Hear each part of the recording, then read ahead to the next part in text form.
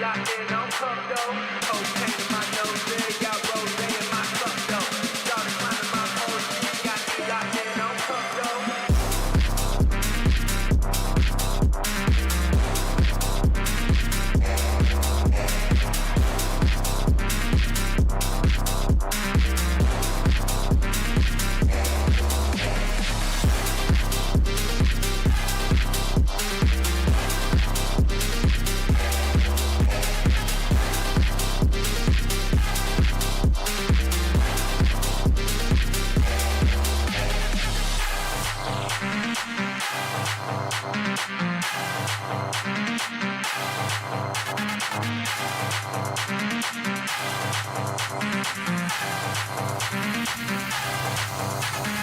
Cocaine in my nose, yeah, got rose in my cup though.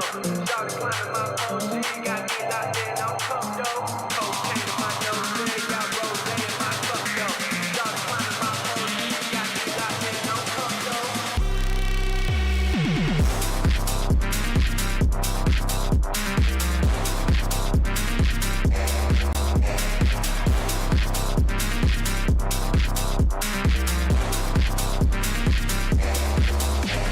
cup though. Cocaine in my nose, yeah, got rose in my cup though. Started climbing my pole, she got me locked in on cup though. Cocaine in my nose, yeah, got rose in my cup though. Started climbing my pole, she got me locked in on cup though.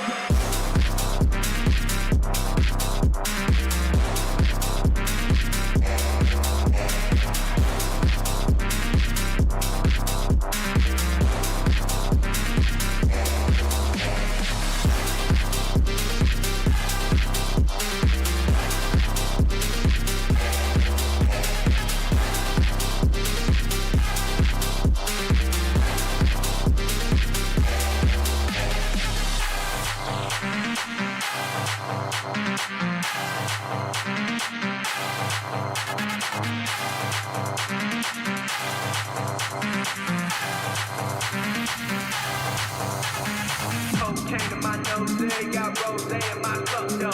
Started climbing my pole, she got me locked in on cup though. Cocaine in my nose, yeah, got rose in my cup though. Started climbing my pole, she got me locked in on cup though.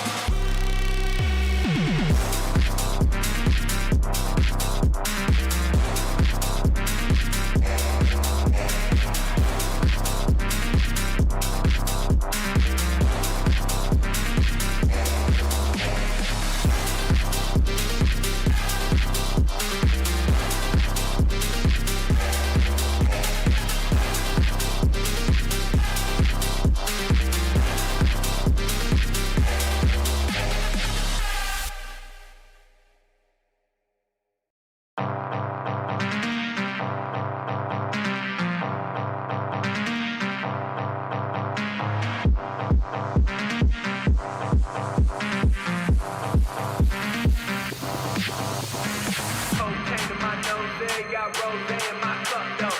Started climbing my pole, she got me locked in on cup though. Cocaine in my nose, yeah, got rose in my cup though.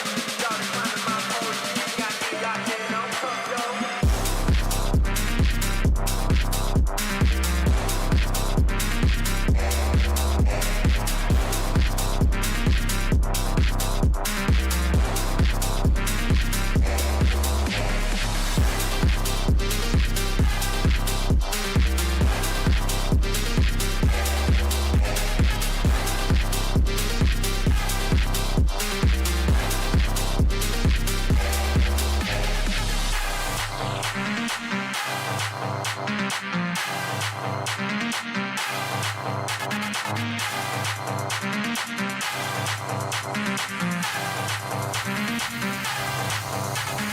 Cocaine in my nose, got rose in my cup though.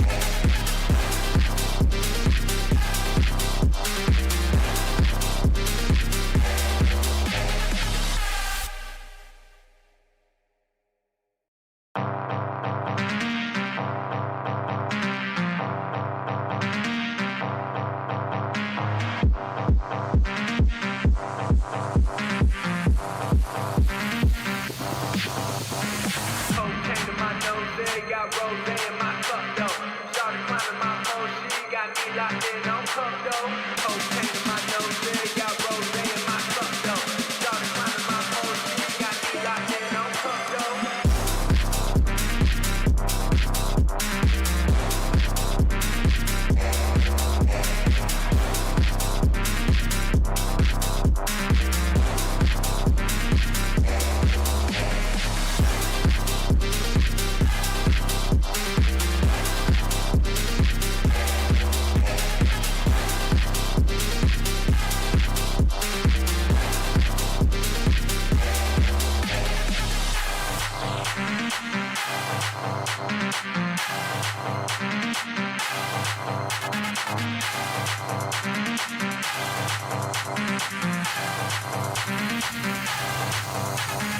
Cocaine in my nose, yeah, got rose in my cup though. Started climbing my pole, she got me locked in on cup though. Cocaine in my nose, yeah, got rose in my cup though. Started climbing my pole, she got me locked in on cup though. Cocaine in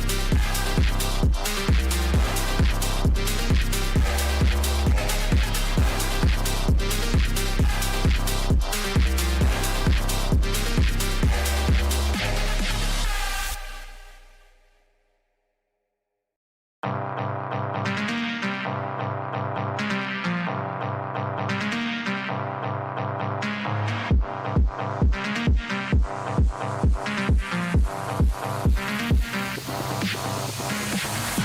nose, yeah, got rose in my cup though. Started climbing my pole, she got me locked in on cup though.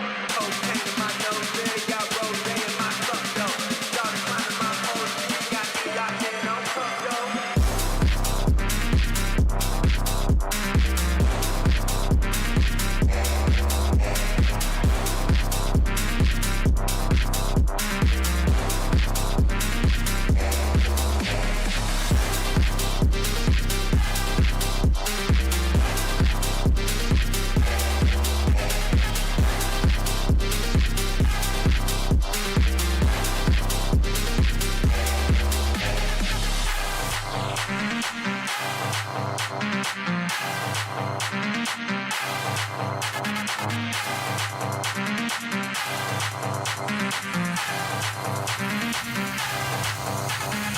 Cocaine in my nose, yeah, got rose in my cup though.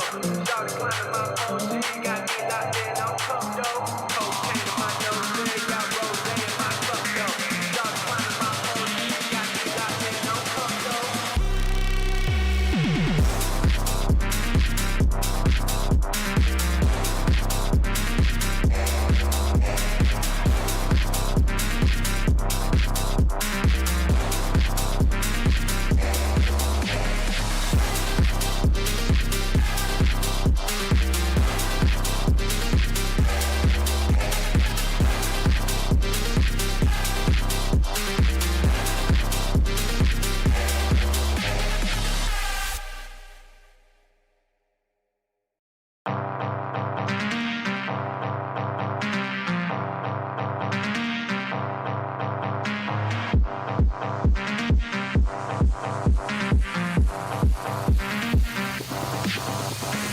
Cocaine in my nose, yeah, got rose in my cup though.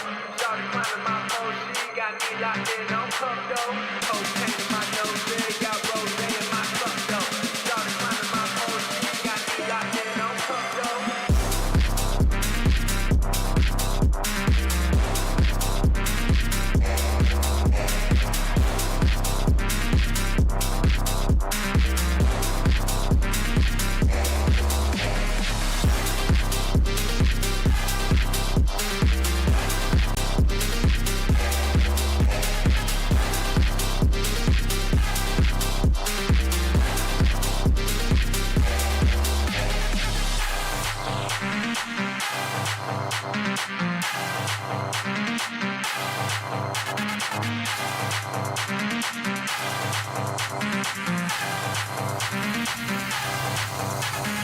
Cocaine in my nose, yeah, got rose in my cup though. Started climbing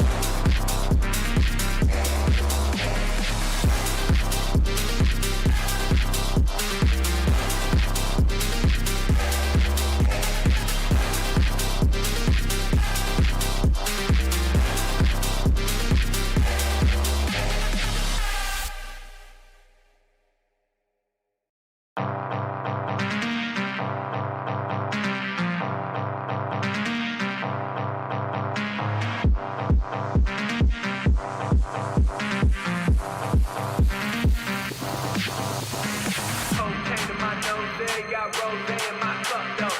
Shawty climbing my pole, she got me locked in on cup though. Cocaine in my nose, got rose in my cup though. Shawty climbing my pole, she got me locked in on cup though.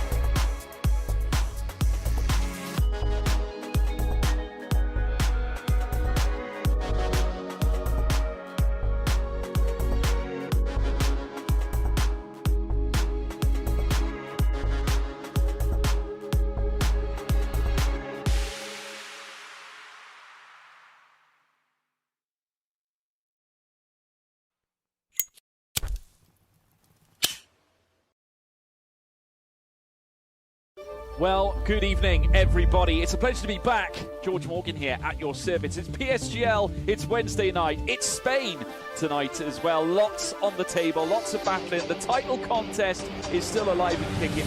And Jack, it's only taken us 10 rounds. We're on the 11th. It's all to play for. Boromant goes on the inside and takes the lead on the final lap of the race. Now it's side by side between Boromant and Warner, but Boromant's got the inside. Star here in this phenomenal race. Cameron Dowd looking to take P2 in his very first PSGL F1 PC race. Incredible to say the least. You see that Putin's the lead. 1.5 seconds. DRS is the name.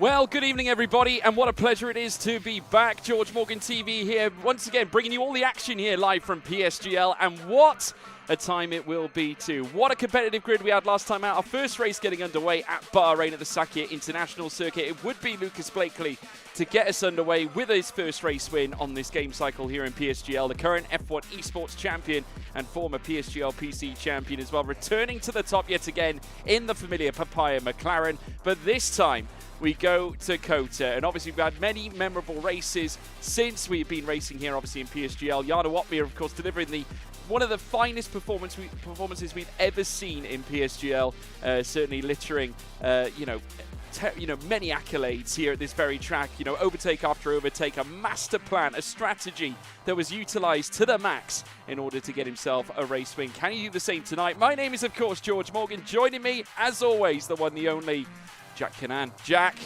looking forward to this one. It's going to be a special one, I think. Obviously, rain kicked in last time. Could we see the rain back again? Well, I mean, it's come basically nearly every time we've been here in the past couple of seasons, but this is where things kick off. Every single race that we've had here over the seasons has been an absolute banger. If you did miss last season's one, I don't know where you've been, but basically, Jarno Opmeer, 15th to the win in the end. Changeable conditions. Might we see the same again? Because he's won here the past 3 times, but it was a great statistic, actually. I've posted on the Premier SimGL Twitter page, if you want to go follow that, at Premier SimGL. He has not won a dry race since season 30, and that is 2 game cycles ago. So let's wait and see how it goes. But changeable conditions at COTA, you've got to bet on Jarno, but it was such an exciting race last time out. It was great to see racing, early on. We expected the DRS trains, of course, but we did not expect the hard fighting so early on, and a lot of drivers didn't either, but it really excited them, so this can only be a good one. Oh, absolutely. And the grid we have got as well looks absolutely hench. In fact, we can take a little look at the grid for tonight's race. It is going to be spectacular. Jarno Opmeer and Marcel Kiefer line up, as you would expect, at Mercedes. Thomas Ronhart and Brendan Lee line up as well, obviously looking ahead. In fact, it will be not Thomas Ronhar, in fact. Matthias van Erven steps in on debut on this occasion. In fact, I think the graphic has failed to actually update, so we'll just wait for that a moment to kick in, folks. Don't dismay. We've certainly got it right in front of us here now. Here we go. It's fired up finally. Took a little while, but we got there. Jarno Watmere and Marcel Kiefer at Mercedes, as you'd expect. Matthias van Erven and Brendan Lee step up for the Sauber Esports team. Nicholas Longe and Barry Burman in at Ferrari. Alfie Butcher as well as Danny Berejne in the Haas as well. Lucas Blakely and Wilson Hughes in the McLaren. Freddie Rasmussen and Dylan Warren line up at the Red Bull team, with Fabrizio Donoso and Tomek Paradzic lines up for Aston Martin this time around. Alvaro Caraton steps in with Shanaka Clay at Williams. Jake Benham and Otis Lawrence at the AlphaTauri. Philip Prejneda and Patrick Saipos line up at Alpine. And Jack, I had to turn my face for just one brief moment. We have got rain here at COTA. Oh, it's almost as if it's written in the stars, isn't it? It's someone heard us talking and has decided, let's make it interesting. Q1 is wet, ladies and gentlemen, so this is going to be fascinating to see how this is going to progress later on, if it's going to dry up towards the end, if it's going to stay like this for the rest, but these are the conditions. It is raining at COTA, as it has done for basically every race we've had so far in the past couple of seasons. But a wet qualifying to start us off. It's the first wet qualifying that we're going to have seen on this game cycle here at PSGL, so this is brand new territory for us as well. But it means the intermediate tyres are going to be the correct tyre for once in Q1. Yeah, no, absolutely tremendous. Obviously looking forward to seeing what the drivers can muster. Obviously looking ahead now, under rain-soaked conditions, it will be a challenge for the drivers. And sit tight, folks. It is going to be special. Nevertheless, we can hear the revving of engines already. And we'll wait and see who comes out first. Already a Red Bull leaves the garage. But nevertheless, we have got a long session ahead. 16 minutes and 40 to go. And naturally, that'll take us through now towards Q2. But nevertheless, it's going to be a stormer. Jarno Watmere, of course, are going to come back and take yet another race win. He's certainly looking like he's back to his best. But don't count out the man at Red Bull, Freddie Rasmussen. Always the bridesmaid, never the bride. But here today, we'll certainly see whether he can place himself out on top. But yes, we'll have to wait and see. Plenty of time to go. Freddie's not someone to be counted out, is he, Jack?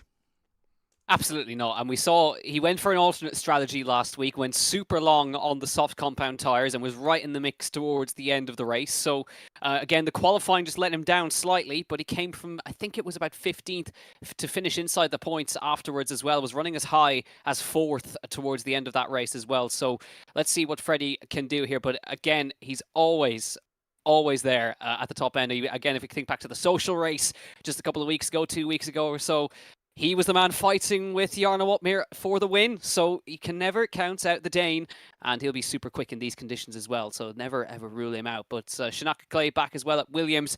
Let's see how he can get on, let's see if he can improve from last time. But out on the circuit now as well, the man currently 11th on the timing screen, but Fabrizio Donoso, he was the man who was super impressive last week, took his first podium of the game cycle so far. A revitalized Fabrizio Donoso are we seeing? It could well be. Obviously, we did mention as well with the new handling model about how much it would obviously go on to certainly display the talents, I think, for many of the drivers who, from the past, we have known to be quick. We saw very similar signs from Brendan Lee as well, who certainly looked very quick in, should we say, in qualifying at the very start, and obviously mid-race too. It was both he and Ronhar together when we went racing at Bahrain, but now obviously we'll have to wait and see whether they can build on those performances. Danny Berejne also very tenacious last time out, was certainly proven effective. What about Caraton as well, Jack? Right at the tail end, he sleuthed his way through. He almost went through unnoticed, but was challenging in that top 10 as well. Yeah, managed to get himself a really good result as well. Caraton, always at the start of the game cycle, super strong, but let's see if he can maintain that performance throughout the rest of the season. But he was good in qualifying, very, very good in the race, stuck with the top guys up at the front. So we'll see if he can carry that forward into this as well. So we're sort of a little bit in the dark with weather conditions. We're not sure if these weather conditions are going to improve or whether it's going to can get wetter or get drier. We've no idea, so that's one thing we have to keep our eyes on as well. But if it does stay like this, you would imagine that the sort of final runs towards the end will be the final runs towards the end will be the fastest runs, so to speak. But it looks like it is very much intermediate conditions at the moment. So everybody, well, a good few are out on the track right now just to get an early lap in. That'll be incredibly crucial for them. So we'll see who's going to be the first to do it. I'd imagine it's going to be Freddie who'll be the first car to cross the line to get us underway for Q1. Again, it's all about being in the top 15 cars to get through to Q2.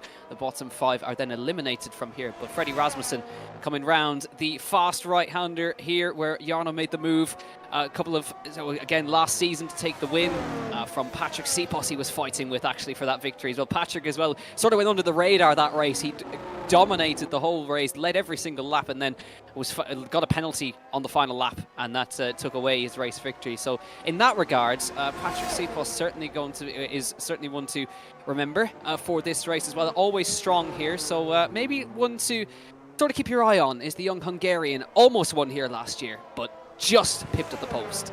Yeah, absolutely, and has proven to be a very, very top contender as well. Freddie Rasmussen goes to the top with a 1:45.209, as you'd expect. Obviously, the initial getting off to a fabulous start. We've got Danny Berejne as well out on track, as I alluded to. Obviously, one of the other drivers to keep an eye on. Matthias van Erven goes third fastest, 1:49.885 with certainly some reasonable sector times. You'll see plenty of the drivers stay out on track to try and obviously give themselves a little bit of confidence. Obviously, make sure that they are best prepared to tackle this circuit. They tend to favour longer runs, put a little bit of extra fuel in the car, and essentially put their own dry line in on the circuit so they can just simply follow it, build that confidence, work off the delta, and just gain that little bit of extra time. So yeah, that's the mindset of these absolutely fabulous talents. We got Alvaro Caraton out on track as well. He's gone purple in the middle sector as well in the Williams, of course, marking his return alongside that of Shanaka Clay after we went racing at Bahrain last time out. And Caraton, as I said before, one of the talents to watch.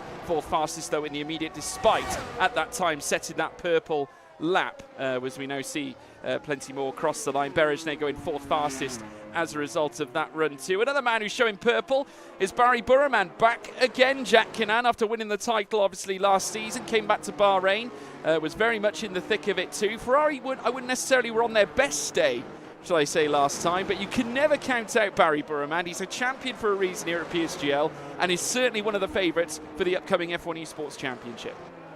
Absolutely, yeah, and again, last week at Bahrain was the first time he hadn't won a season opener. He won every single other one up until last week, where Lucas Blakely pipped him in from it. Again, Lucas winning by 5 seconds as well. Amazing performance. But yes, Barry Borman, he has not finished lower than second in a season opener since then, and we'll see if he can continue this form forward. He's the reigning PSGL champion, certainly a favourite heading into the F1 Esports season, as well as he goes to the top on a 45.188, just a couple of hundreds quicker than Freddie Rasmussen up at the front end. So good to see Barry up there as well. Longay had a bit of a disappointing result last time again compared. He didn't quite get the qualifying together. But again, we talked about Barry Borman being the title favourite as well. Certainly constructors' favourites are going to be up there in the midst of McLaren. You would imagine is going to be Ferrari with that partnership of Longay and Bormand, two very, very strong drivers in that lineup as well. And the great team chemistry between these two as well. So we'll see how that goes forward. With 10 minutes left on the clock, currently Barry Borman fastest, 45.1.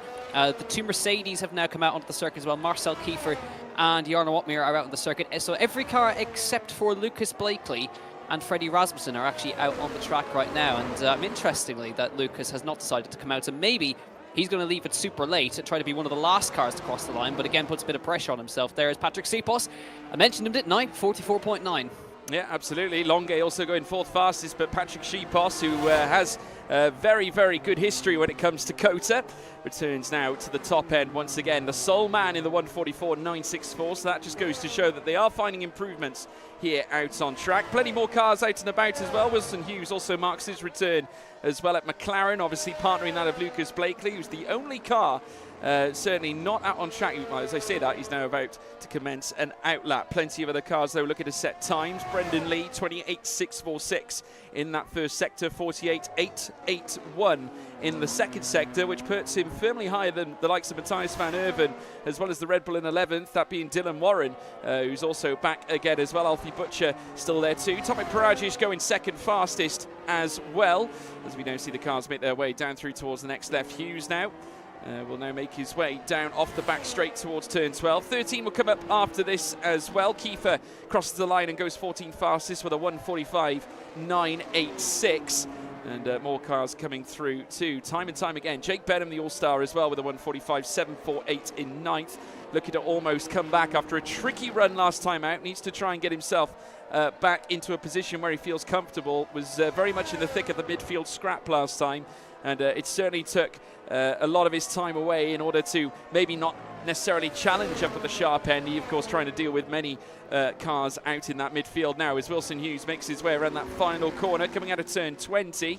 Of course, one of the drivers favoured by McLaren was also running in PSGL last season while he did not compete in F1 Esports, and that's a 1:45.993 here for Wilson Hughes as he now makes his way up towards turn 1. But Jarno Wotmir is out on track as well, Jack, and in the first sector, he's going to be looking for a mighty lap. Certainly is, but these are his conditions that he loves so well. 28.3 in the first sector. Again, it's not about ultimate pace in this sector as well. Otis Lawrence goes up to P6 as well. He's filling in at AlphaTauri this week. He was in Red Bull last week, and now he's in the AlphaTauri. Of course, Dylan Warren filling in at Red Bull because Josh Ito, he's still on holiday, so hopefully we'll see him on the grid very shortly. But enjoy your holiday, Josh, and we look forward to seeing you back. But Dylan Warren, mentioning him, a man who came from absolutely nowhere last week, from back row of the grid, fighting up with Freddie Rasmussen and the like up the front. So we'll see how Dylan can get on this week, if he can improve the qualifying performance, and we'll see how he can get on from there. But Jarno Wotmir has gone fastest in the middle sector, just in this twisty sector that we're going through right now. Lucas Blakely is also out on his lap as well. So we've got some heavy hitters still to come. In the drop zone currently is Marcel Kiefer, Wilson Hughes, and Philip Preschneider, who makes a return, as well as Barry Borman up to the top on a 44.6. So the track, I think, is starting to ramp up now, because that's a good 0.3 of a second he's managed to get on Patrick Seaposs there. So a great lap from Barry Borman. But we expect things to get quicker and quicker and quicker as this session goes on. Out of the final corner comes Wotmir, then onto the power. Where does he go? Goes into P11 on a 45.5. So a bit more time there to find for Jarno, but Barry certainly found some great time there. 44.6. It's a question now of how quick if the track is ramping up, how quickly is it ramping up? Yeah, absolutely right indeed. Obviously, Jarno doing exceptionally well as well. I can tell you that there's a lot of movement going on with Jake Benham, purple in the middle sector as well. And not to mention, Patrick Seaposs has taken the purple first sector as well on this new lap as well. As we now see the cars make their way through the latter sectors still. The AlphaTauri, of course, being driven by that of Jake Benham this time around. Obviously, partnering the likes of Jarno Wotmir in F1 Esports last season, while he still is part of the Mercedes Esports teams, due to the number of drivers they have signed this season that are competing in PSGL, it means that they have to take different cars. Benham immediately goes 11th fastest. We got Patrick Seaposs, who actually remains in second despite going purple in that first sector, so not able to tip Barry Burman for that top spot. But nevertheless, a show, I would say a display, more or less, of intent from the likes of Seaposs, who certainly seems to have the pace. The only man not to set a time now, though, is his teammate, Philip Preschneider. Yeah, Philip not able to get a lap together here, but that's this is really quick stuff from Borman. I mean, again, Duncan 0.3. He might be safe here as Kiefer comes across the line, goes 14th for now, so just about safe.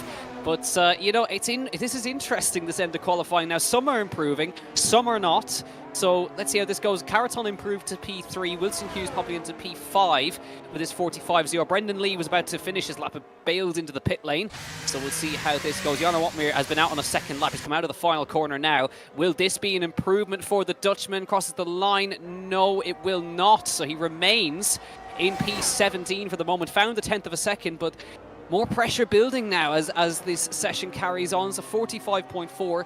Remains in the drop zone along with Fabrizio Donoso, but Donoso has gone quickest of all in the middle sector. Yeah, he certainly has done, and Lucas Blakely out on track as well, but Donoso finding that little bit extra himself, obviously trying to at least alleviate himself off the bottom, is in fact nearly 3/10 faster as we catch up with him in Sector 3. He's now making his way through the hexagonal curves. I call it hexagonal, it isn't really, but coming out of turn 19 now in towards turn 20 very, very soon. Looking to use all the track, but instead opting for the pit lane, so certainly not an improvement here for Donoso. Blakely, though, making his way through the next series of right-handers. He's got 2 lefts to take, that of course being turn 19, just as Donoso did just now as well. He's going to make his way down through towards the final corner. Is he going to enlist an improvement on top of what he's already sustained? It's a 1:43.44, it's a 44.534, and Blakely now goes to the top here in the last dying minutes of this qualifying session in Q1. 3 minutes and 30 to go, and Blakely strikes the top. Yeah, great lap from Lucas Blakely right there. I thought it looked a bit tidy, but it certainly was tidy and fast for Lucas Blakely. That final sector was really, really nice by Lucas Blakely. So again, gets a 10th in front of his old teammate Barry Borman. The two of those guys up the front. They fought for the win last week, and now there they are at the top of the order for the moment. 3 minutes left on the clock. It's going to get busy out on the circuit now as we get towards the end, as Nicolas Longue has begun his lap as well. He's at currently P9 on a 45.2. Let's see if he can find any improvement. He's actually nearly a 10th down in the first sector, so he needs a good bit of time here in these second and third sectors to find anything. But I mean, it could be a question that the track could get worse or it could get better. So again, those early runs were so crucial. In the drop zone currently, Fabrizio Donoso, Jarno Wotmere, Brendan Lee, Matthias Van Erven, Philip Pressner, and that is a big error from Nicolas Longue coming through the hairpin there. So I reckon he's going to have to back out and go again. Over-rotated coming through the corner, and it will have to probably have a go again. But this is really interesting. I think the guys who didn't get runs early on are going to be regretting it now. It's putting the pressure on. But there's plenty happening out on the circuit right now. But interesting names in that drop zone. Yeah, they certainly are. Of course, Tomek Parajic now making his way up towards turn 1 as well. Jarno Wotmere currently in the drop zone as well. Certainly a place that we never expect him to be. But despite him being in the drop zone, Jack Kinnan, you still can't count him out. If there's mixed conditions in the race, of course, we witnessed it last season, where, of course, he pulled together one of the most incredible strategies as we witnessed probably one of the most devastating and one of the most sensational league racing performances of all time. As now we see him make his way through towards the next left. Now, he's got a Red Bull in behind him. Not sure if that's Dylan Warren. It certainly isn't. No, it's Freddie Rasmussen making his way out on track. So Jarno gives him the space. Freddie now makes his way down the back straight now. And I'll tell you this, Jack, Prejnader, fastest in the first sector as well. Hasn't enlisted a time on the board. His last time was invalidated, but he's just gone and done a sensational 27.986 in that first sector. That's epic stuff for Philip Prejnader. I mean, the last time we had Philip up at the top end was right back in the very first season of this championship a couple of game cycles ago. But Philip Prejnader, he's again back on the grid for the first time this season. There's plenty happening as well with just keeping an eye on the other drivers as well. Freddie Rasmussen was 3/10 up on his best time in the first sector. Now it's this question of did he get held up a little bit throughout the middle sector? There's a good bit of traffic in the middle there, but Blakely, he's surely safe on a 44.5, sorry. Here comes Rasmussen out of the final corner. He's P7 currently.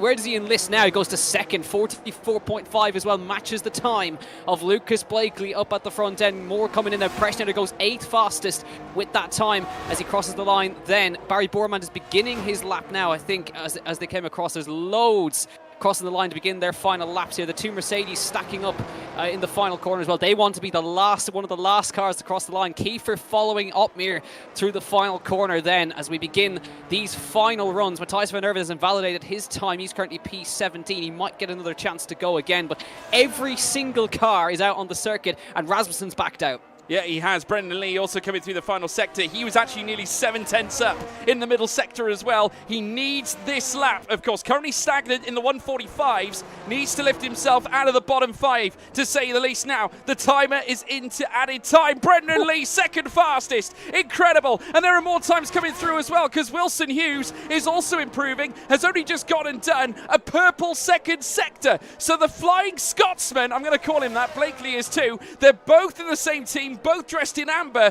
but as Lucas Blakely currently holds top spot, his teammate now Wilson Hughes threatening to go quicker. Purple in the second sector, he'll now send it into the final corner. In comes Hughes now, round turn 20. This circuit, of course, gracing us with many a great performance. Hughes now goes fifth fastest as well, but check out Donoso, Jack. He's purple in the first sector as well.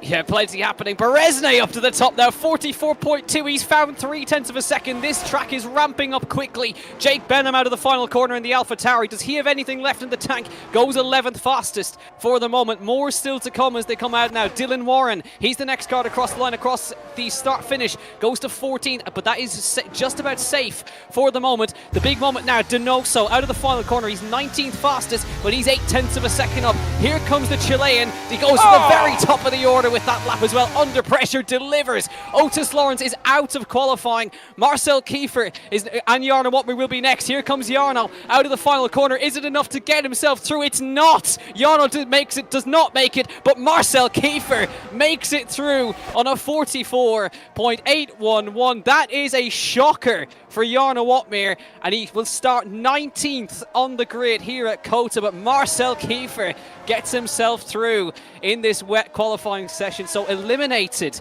shock exits, Dylan Warren, Otis Lawrence, Nicholas Longe out in Q1, Jarno Watmer out in Q1, and Matthias van Erven also out in this one. But what a statement that is, George. Marcel Kiefer goes through, Jarno does not. Yeah, are you gobsmacked? Because I'm gobsmacked. Certainly Jarno Watmer not making it through to Q2. Incredible. Dylan Warren also out as well. Otis Lawrence, another shocker, out in this session. Nicholas Longe as well. I mean, we look at every F1 esports driver and we think it's a shocker because they're always so tight to each other. It's never, you know, should we say, extensive gaps between some of these talents. But how about this? Fabrizio Donoso, fastest in Q1. Incredible from the Aston Martin driver. The Chilean hits the front. And Danny Berezne in behind. I tell you what, we're going back in time here, folks. The Haas in second with Lucas Blakely in third as well. Brendan Lee also up in the top four with Freddie Rasmussen in fifth. Shanaka Clay in sixth. Looking to bounce back after a tricky Bahrain. Barry Burman in seventh as well. Marcel Kiefer eighth. Wilson Hughes ninth. Alfie Butcher rounds out the top 10. Let's take a look at those that will not be joining us in Q2. Dylan Warren out. Otis Lawrence, the Welshman, the youngster, 15 years of age, also out as well. Nicholas Longe out. Jarno Watmer, what a shock. He is out of qualifying. Matthias van Erven, also fellow Dutchman, is out as well, stepping in for Thomas Ronhaar. But Jack, wow. Okay, some scenes we didn't expect to see. Jarno out. But I tell you what, a hat tip to Fabrizio Donoso, first of all, and not to mention Berezne. If you look at the gaps, them two are in the same tenth of a second, very nearly the same half a tenth. And then you've got a gap of nearly 0.3 to those down in third and onwards. So we very rarely see a gap like that. No, and they just got their laps in at the very best time, but even so, they nailed their laps. So Donoso, excellent job. I mean, that is a bit of a shock, but it happens every time at COTA. that there's always shock exits from Q1, but that's going to make the race even more interesting now when we've got those guys coming through later on. Longe and Otmere, we'll see how things go. But it's still raining in Q2. We do expect it to, we would imagine, to dry up towards the end. So we'll see if anybody decides to come out on the circuit for the moment. But, I mean, very interesting there as well. You've got Philip Preschner did make it through as well in Q2. It's a great effort from him. Both of the Williams got through as well, Shinaka Clay and Alvaro Caraton. Both of the Aston Martins as well. Hat tip to Tomek Paradzic as well for getting himself through as well. And yeah, great effort. But you have to say, again, Marcel Kiefer did the job, got himself through to Q2 as well. Jake Benham as well, under the radar, got himself through as well. And maybe we're starting to get used to it now, but just Alfie Butcher going about his business and was not too far off Berezne either. No, looking really good, and we'll have to wait and see what they can deliver this time around. Obviously, changeable conditions are on the table. Doesn't mean to say it'll be necessarily as wet as it was in Q1 this time around. Despite the rain falling, we could yet see it dissipate. You know, naturally, this is the growing contention with dynamic weather conditions, as we now see Alfie Butcher make his way down the long straight. Of course, this being one of the certainly the longest straight you'll see here at COTA. Of course, in between that of turn 11 and turn 12, and you can utilize the DRS heading down through towards turn 12 as well. Obviously, that being in use when it's not wet conditions, but slowing up the pace here, Alfie Butcher. And as we take a look at the tyre compounds, without a doubt, intermediates across the board. No surprise at this stage now, as Butcher now gets himself set for his first run here in Q2. Very important to keep yourself together in moments like this, Jack, because obviously now we'll be saying goodbye to another 5 drivers off the back of this session before the pole shootout. So generally, despite Q2 not being Q3 where you'd expect the pressure to be mounting up, it tends to be the case getting into that top 10 is a higher pressure cooker scenario. It is, and the gaps are going to be even closer again, as we'll see. Let's see how this track develops. If the rain does stop, how quickly does it become dry and all this kind of thing? So who risks it, who doesn't? And yeah, we'll wait and see. But it's going to be interesting. But it will be. I think Alfie Butcher to get us underway in the Haas, of course, across in the start-finish line. I do see a couple of people asking in chat. The race is tonight, guys. We don't do that tomorrow thing. It's tonight, so stick around. As we straight after qualifying, we'll be heading straight into the Grand Prix as well. So don't go anywhere. Do stick with us and find out who's going to be starting on pole. Well, it is going to be a new pole sitter anyway. We know that for certain because, of course, we don't have Thomas Ronnar with us this evening. He took pole in round number 1, so we'll see who's going to be at the top. But we'll see how it develops into the dry. We haven't seen any dry running yet, so we'll be interested to see who comes out on top then and who adapts to those drier conditions quicker. But right now, it does look still very much wet out there, but the rain definitely much lighter than we saw, so you would expect this track to ramp up quite quickly, and we're not exactly sure when it is going to dry up, but we do know, we have heard that it is going to dry up at some point. Yeah, absolutely. Patrick Sheepos already from the get-go. Purple in the first sector, 27th, 826. So it's not Alfie Butcher at this point. Sheepos certainly looking very well versed to this circuit as well. Caraton posting a green sector as well. That's very close to matching that of Sheepos too. So he's on 27.938. Middle sector purple there for Butcher, as you'd expect. But does Sheepos take it away from him here? Of course, Butcher will be the first man to cross the line to place his lap on the timing tower. He now makes his way through the very tricky left-hander, which will then take him all the way through this very technical part of the circuit. Of course, the first sector tends to be a little more flowing, of course, when you make your way through the slalom section. But this is where things start to get a little trickier when you have, you know, more 90-degree braking zones that you have to turn in. And certainly in weather such as this, very easy to oversteer or even understeer in many cases. Butcher goes to the top, as you would think, but now Sheepos is going to try and take that away from him as he makes his way through this next left as well. Jake Benham has taken the purple second sector. What's Sheepos going to deliver here at this point? Goes fastest and into the 1:43.7, so a very good lap so far. Philip Prejnader also out on track as well, coming around the final corner. Jake Benham also showing some really good pace as well as they come through this next left. Certainly Caraton second fastest, Prejnader there as well. In comes Jake Benham, as I said, already netted together a purple second sector. He goes third fastest, but no one can touch currently Danny Berejne, who is currently enlisted, now purple first and second sectors, Jack, matching the second sector time of that of Jake Benham as well. Yeah, really quick stuff. Boreman crossing the line now. He goes 44.3, but there is still... Now, it has stopped raining. That's why Berezne bailed out of it, because there is no more rain falling on this circuit. So we will see now who's going to switch over to the dries first, but it still looks quite slippy out there. So we'll see how this goes. But Berezne backing out. Blakely coming up to the final corner right now. But that is a great opening effort from Patrick Sheepos, you have to say. Blakely crossing the line now. Goes to fourth fastest, 44.2. Freddie Rasmussen, though, into second on a 43.8, the second man in the 43s on this lap so far. Marcel Kiefer will be next across the line, then comes through the final corner in his new Mercedes colours, crossing the line now, goes third fastest, 43.9. Good stuff from Marcel Kiefer. Next up then is Brendan Lee, who did perform very well last time out, crossing the line now. Where does he go? Sixth fastest, 44.2. But it has stopped raining. How quickly does this track change from intermediate conditions to dries? It still looks quite slippy at the moment, but still no sign of any DRS at the moment. That'll probably be the telltale factor.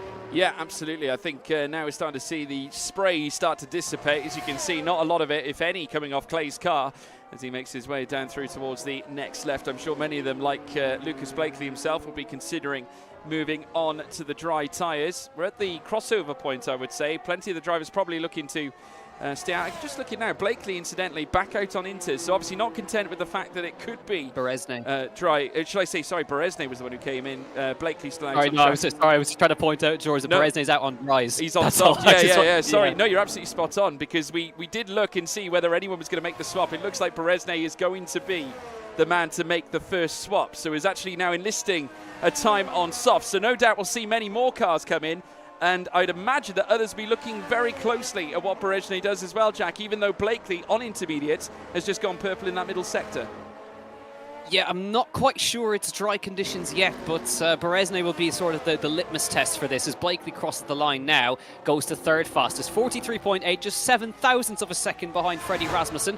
There's a couple more still to come, I think, or who will come back into the pit lane now, but they'll all be watching Danny Beresnay at his lap times, and as soon as they see any sorts of improvement here, they'll be switching straight on to those dry tires, the soft compound tire, you would imagine. But it means there's no tire saving going on right now. Everybody has at least an extra set available to them, so that takes out the little saving that does go on in Q2 with used tires at the start. But everybody's got new sets available. But Beresnay will be the litmus test for this, but it still looks a little bit of a handful out there at the moment, and you can sort of sense that everybody's just sat in the garage and everybody will be watching Danny Beresnay's onboards. Yeah, definitely. Sheepos, though, which has gone purple in the first and second sector, so he's found improvement on the green banded tyre himself now as well. Turn 20 up next for Sheepos. Can he improve on already a very competitive 143? He certainly can. A 43.095 from Patrick Sheepos. Amazing. Very nearly 8 tenths quicker than Freddie Rasmussen as well in second place. Now, how about that? Serve that to all the other drivers on the grid. Sheepos looking in very fine form, just when Alpine needed him the most as well here in Q2. And interestingly, Beresnay's come straight back into the pits as soon as he saw that. I don't think it's dry conditions yet, as Patrick Sheepos has gone 8 tenths of a second clear of everybody else. So this track is definitely improving, but it's not quite at that slick tyre level yet, as Patrick Sheepos has just demonstrated. So expect some very large improvements to come through now. But Patrick Sheepos certainly looking really comfortable out here in Q2, that is, but nobody coming out onto the track just yet. And I'm not really that surprised, because why would you come out now if the track is just going to get better and better and better? You want to leave it as late as possible. Tomac Paragis, though, he wants to enlist a time. He hasn't done so yet. Neither has Beresnay, Denoso, or Shanak Clay, who haven't come out onto the... Well, they haven't managed to set a representative time yet. But Paragis now will be trying to at least get close to Sheepos's time, if he can do that, filling it at Aston Martin today. But that's great confidence builder for Patrick Sheepos. Shanak Clay, he's back out onto the circuit now as well on intermediate tyres, so definitely seems like Inters might just be the tyre, but it could be. Will one person risk it to try and go on dries towards the end? I think if anyone's going to gamble, Jack, it's going to be someone in the bottom 5. I would imagine. I mean, we're coming down now to the final 4.5 minutes still to go. We're currently seeing Sheepos out on a set of intermediate tyres. Beresnay still hasn't changed from soft to intermediate. He's kept the softs on the car. Now, whether he's going to leave it to the very last minute, gamble, it's a smart move, could work. But naturally, still time to go. I'd imagine he's still waiting to see whether the track dries up any further at this point, Jack. But looking at this, obviously plenty of other cars out on outlaps. Caraton's out, so's Benham. Blakely is just left as well. Burmand as well as Butcher, Shanaka Clay and Fabrizio Donoso. They're all out, but they're all on intermediate tyres. And I can tell you this as well, that more of them have swapped sets. Some of them have gone into their second set, certainly up at the top end. Lucas Blakely being one of them, not to mention that of Philip Prejenader as well. So already, drivers thinking ahead, thinking it's not going to be dry. But will Beresnay be the one outlier in all of this? It would be sensational if he can dig up some extraordinary pace out of those soft tyres towards the very end of this session. Yeah, I think he's going to leave it as late as possible to make that decision. Again, there isn't that much time left on the clock here, so he's got to make that call shortly. for this, because he's got to do an out lap plus a timed lap as well. So keep an eye out for that. Tomek Paradzic is on his lap now, coming through this long right-hander here to try and see. This will be our gauge. We have Patrick Seepos up at the front on a 43.0. Nobody else has managed to get close to that yet as they come up to the line, and Paradzic bails out of it into the pit lane. So he's decided not to finish that time. Does he sense by the time he gets to the end of his lap that it's going to be dry conditions? Let's wait and see. But Shinaka Kai has carried on his lap as well. And we have Paradzic coming back in. We'll see what he does. Donoso's is on his timed lap at the moment, or is about to begin it, sorry, as he comes out of the final corner. So there's plenty to unpack here in Q2. They sort of sense that it might improve, but will it improve in enough time for them to get a time in here? Let's just wait and see. I'm looking at Freddie Rasmussen as well. Berezhny has changed onto intermediates. That's yes, Berezhny has. So is there there might just not be enough time on the clock here before it changes to slick. So it looks like it is going to be an intermediate end to Q2, because Rasmussen has re-emerged out of the pits, and he is on inters as well. So nobody has gambled on the dries yet. It is not dry enough yet. So we will see. It's all going to be a rush to the end now. But that'll be sort of music to Patrick Seepos' ears, because he's currently got 8 tenths in hand. But again, you have to assume that everybody else is going to improve by the same amount. You would have thought so, and naturally at this point as well, when the track is at its highest, obviously it gives the chance, certainly to those who have only just strapped on a fresh set of intermediates. Now, I'm looking at Berezhny in particular here, because of course he's just placed a set of intermediates on. Now, Jake Benham, purple, in that middle sector as well, a 40.9, and he's the only driver to achieve a 40 here in Sector 2 as well, so showing some rapid improvement, and he went faster than Seepos in the first sector as well. So it has to be said, Jake Benham looking very strong at this point as well, still holding purple in that middle sector. Shinaka Clay improves to second fastest as well. So if that isn't a big defining factor, folks, I don't know what is. In comes Benham, second fastest for Benham. So a degree of hope, plenty of hope to those drivers in that bottom 5, as Benham now goes second fastest. Yeah, Alfie Butcher goes to 4th now as well. Marcel Kiefer crossing the line behind. He's beginning his lap now, just trying to make any sort of improvement here. Donoso crossing the line there. Didn't quite get a time in that time, but we'll have another go. Caraton invalidated his run. Barry Borman coming through the final corner now. The man who started second last time. Can he improve any more on his 11th place? Needs an improvement, goes to second. 43.1. I think that just shows you how good Seepos' lap, though, was, because he's continuing to be at that top end here. Berezhny is beginning his final run now. I think Lucas Blakely is about to cross the line now. Crosses the start finish out. 42.6 for Lucas Blakely. Huge improvement. 4 tenths quicker than Patrick Seepos. Massive lap from the Scotsman. And he is, of course, the winner from last week. Wilson Hughes goes to P5. That is a mega lap from Lucas Blakely.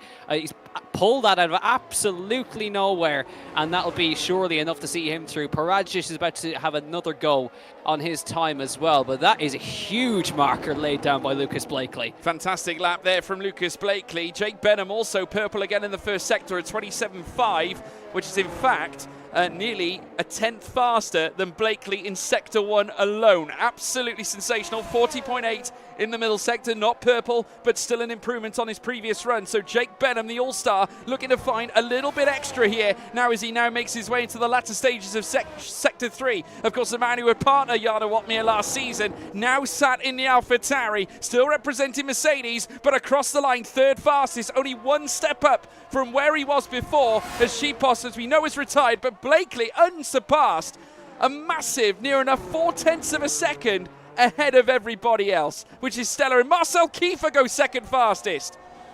Yeah, great stuff as Donoso pops in front as well as they all cross the line. He's the only other man in the 42s, but even so, impressive stuff from Lucas Blakely. Alvaro Caraton needs to get himself in the top 10 here. Does he do enough? He just about does. He's P10 for the moment.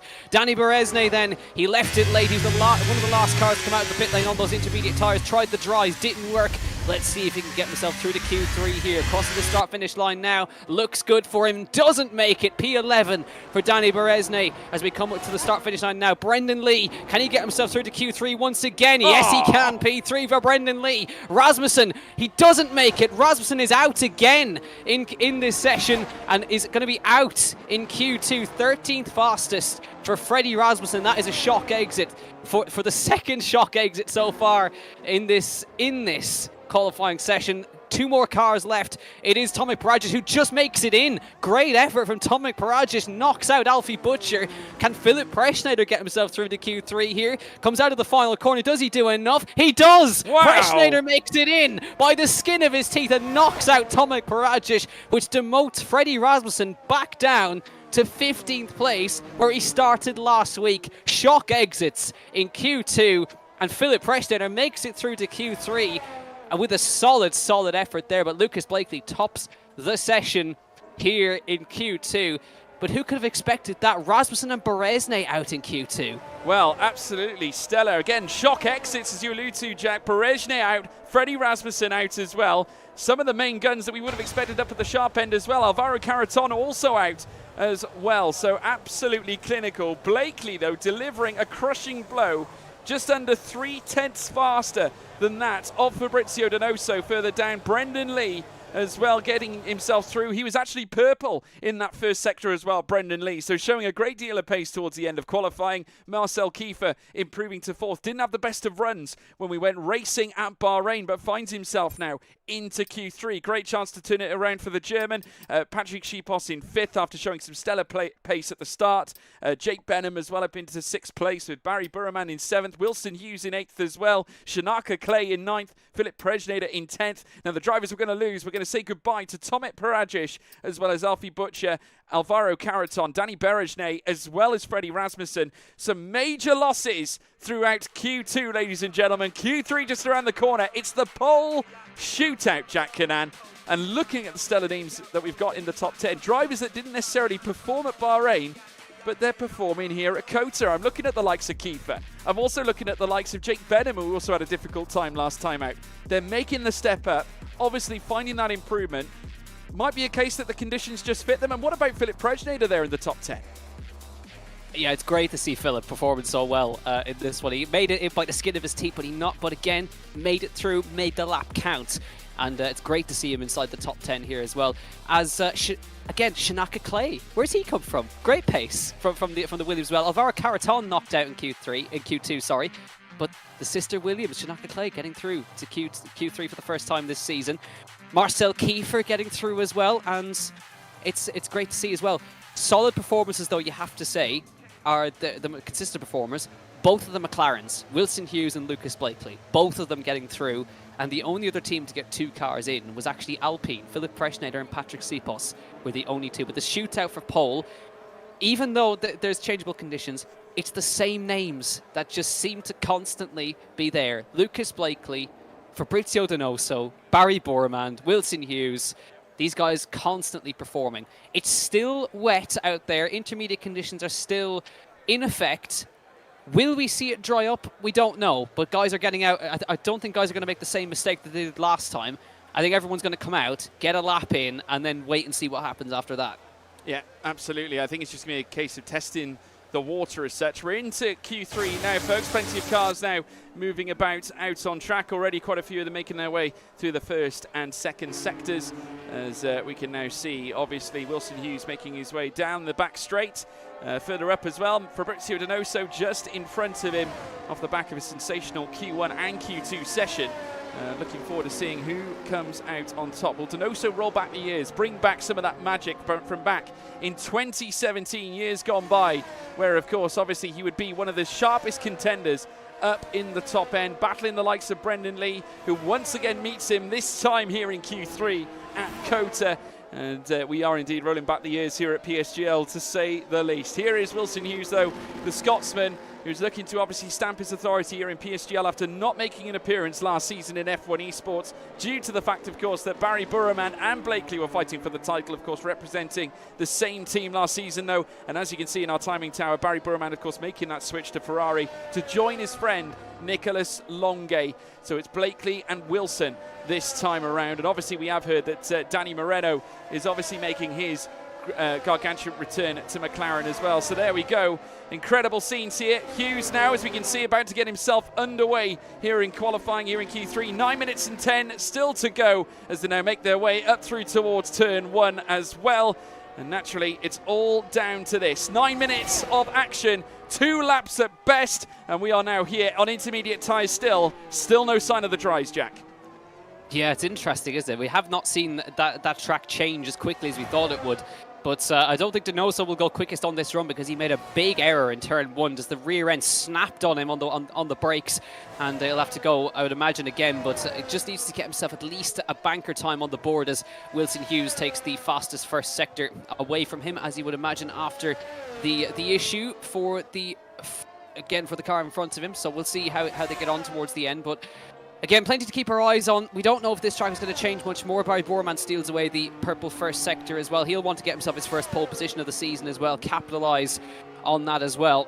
And every car is out on the circuit as he would expect as they rocket down the back straight here. Wilson Hughes in Q3 alongside his teammate Lucas Blakely. Lucas with a mega lap in towards the end of Q2. So you would, again, if the conditions remain the same, I think it's going to be very hard to bet against Lucas Blakely taking a pole position here. His first pole in about 2 seasons, of course, didn't appear last season, and we'll see if he can get himself back on the front row again. But Wilson Hughes coming through the fast rights here. You'll have Donoso go to the top momentarily, 42.570. Still a good lap despite the mistake from Donoso there, so he has time in hand there. Here comes Wilson Hughes then through the final corner.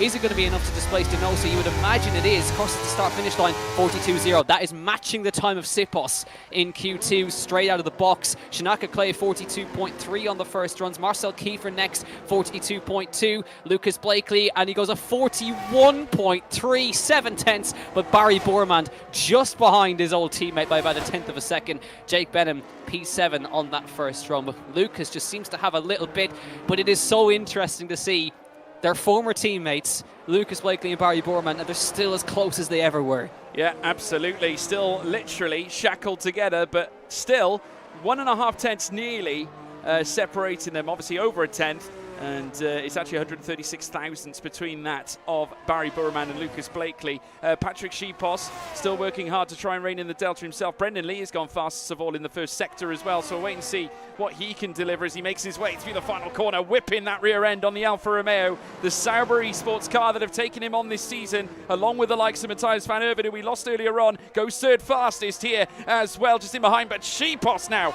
joins the top 3 with a 141.555.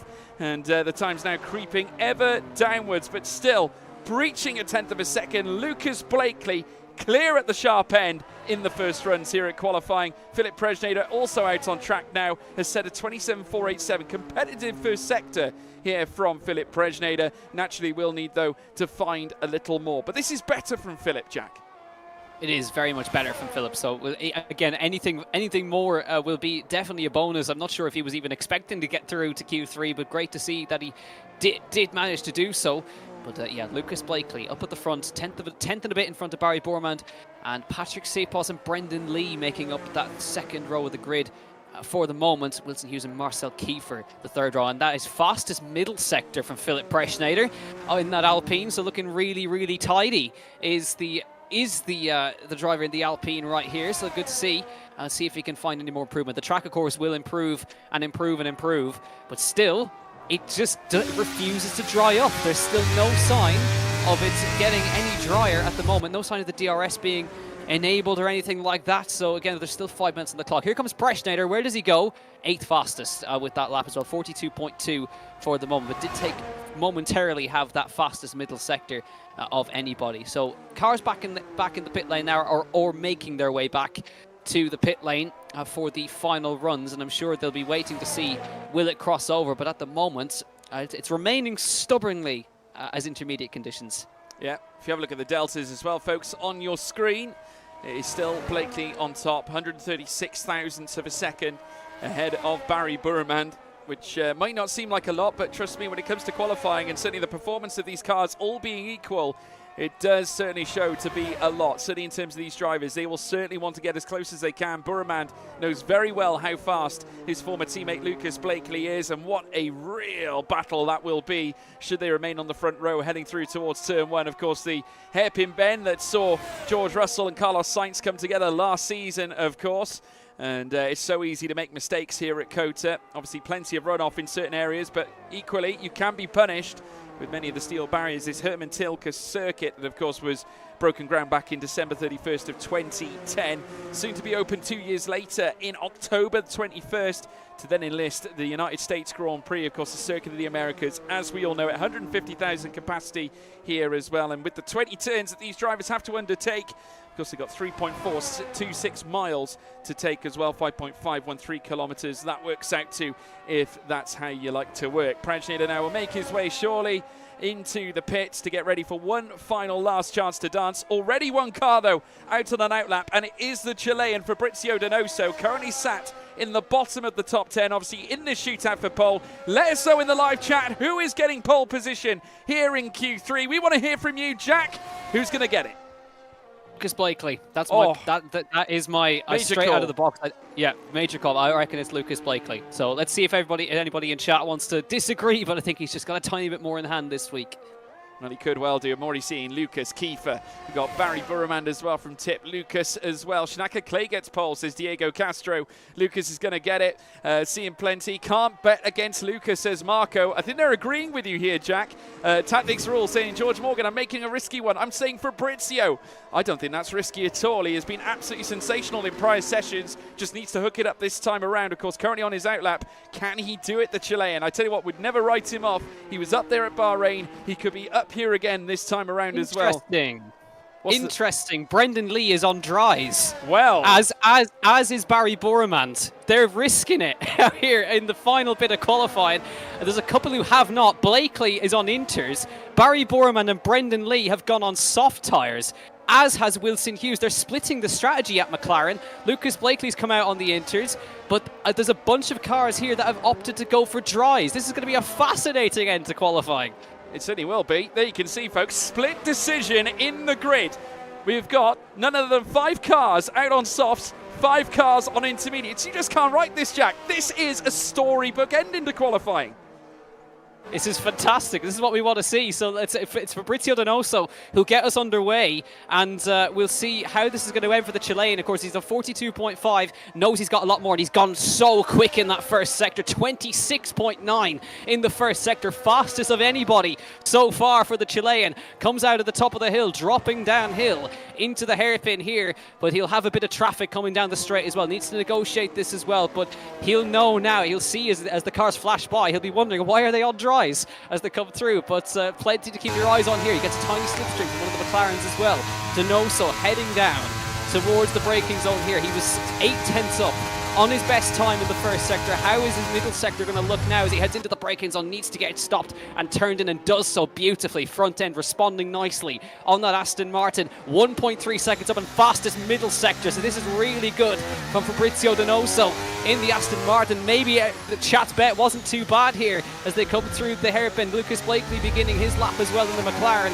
The rest of the dry runners will want to leave this as late as possible, the last possible second to cross the start finish line. But Donoso coming round the third last corner into the second to last corner. He's looking really good here in the Aston Martin. Wants to get his first pole position in a long time. Chucks it into the final corner. Back on the power. Donoso, what does he do in the Aston Martin? 40.5. It's an epic lap from Fabrizio Donoso. Provisional pole for now. Fabrizio Donoso to the top now. Who is going to respond to that of the Chilean, who has enlisted a perfect 3 purple sectors? Can anyone stop Donoso? Clay now making his way down the back straight as well, heading down towards what will will be turn 12. He's then got a very, very touchy turn 13 and 14 to come. I'm keeping my eyes peeled on the timing screen. 27.4, I think I'm seeing in the first sector for Clay, as we're now seeing a purple second sector for Clay as well. 41.49 to boot as well. Improvements in the first sector, and again showing a blissful display in the second sector as well. The track is improving. They're finding time after time. Clay looking to box his way to the top here with an absolutely superlative lap, going from bottom to the top, just like Donoso did only moments ago. 142.391 to his name for now. How is he going to better it this time around? Across the line, fastest of all, a 140.473. He's surpassed that of Donoso at the top end. Epic lap, but Lucas Blakely is on an absolute flyer coming through the fast right-hander. Shinaka Clay provisional pole. The softs are not working, I can tell you. They are not going quicker than the inters. Lucas Blakely trying to get his first pole position of the season so far. It looks good. It might be even better. 39.8 for Lucas Blakely goes to provisional pole. Is there more for anybody else behind? Patrick Sipos out of the final corner. Does he have an answer? He doesn't. It's P4 for Patrick Sipos for the moment, but the softs have not worked out for the guys that did try it, but the crossover was right there. There wasn't quite enough time. DRS is enabled, so it is dry now, but I don't see any improvements for the dry runners for the moment. Jake Benham, he's on, looks like he might be on a lap here, but we'll see as he crosses the start-finish line. Comes out of the second to last corner, chucking it into the final corner. Does he have any improvements? Can he maybe get himself onto P4 here if he can find anything? Crosses the start-finish line, goes P5 for Jake Benham, but the softs, the gamble wasn't quite enough, but it's Lucas Blakely for the first time this season who will take pole position, sharing the front row with an epic performance from Shinaka Clay on the front row. Well, what a stellar display, ladies and gentlemen. It looked like we've been hoodwinked. It looked like the softs were coming into play. It was a split decision in terms of tyres, but the intermediates got it right. It's Blakely on top with a purple third sector and goes an almighty +6 and a bit tenths. Quicker than that of the man in P2, that being Shinaka Clay. A massive moment here in this session. A 39.860 that could not be surpassed. Clay in second and also in third as well. Great to see them back to the top. Patrick Sipos in fourth with Jake Benham in fifth. We've then got Barry Burroman sixth. Further down, Brendan Lee in seventh. Wilson Hughes in eighth. Marcel Kiefer in ninth as well. Bouncing back after the difficulties at Bahrain. Philip Prejnader in 10th as well. What a stellar qualifying, folks. We'll be right back after this commercial break.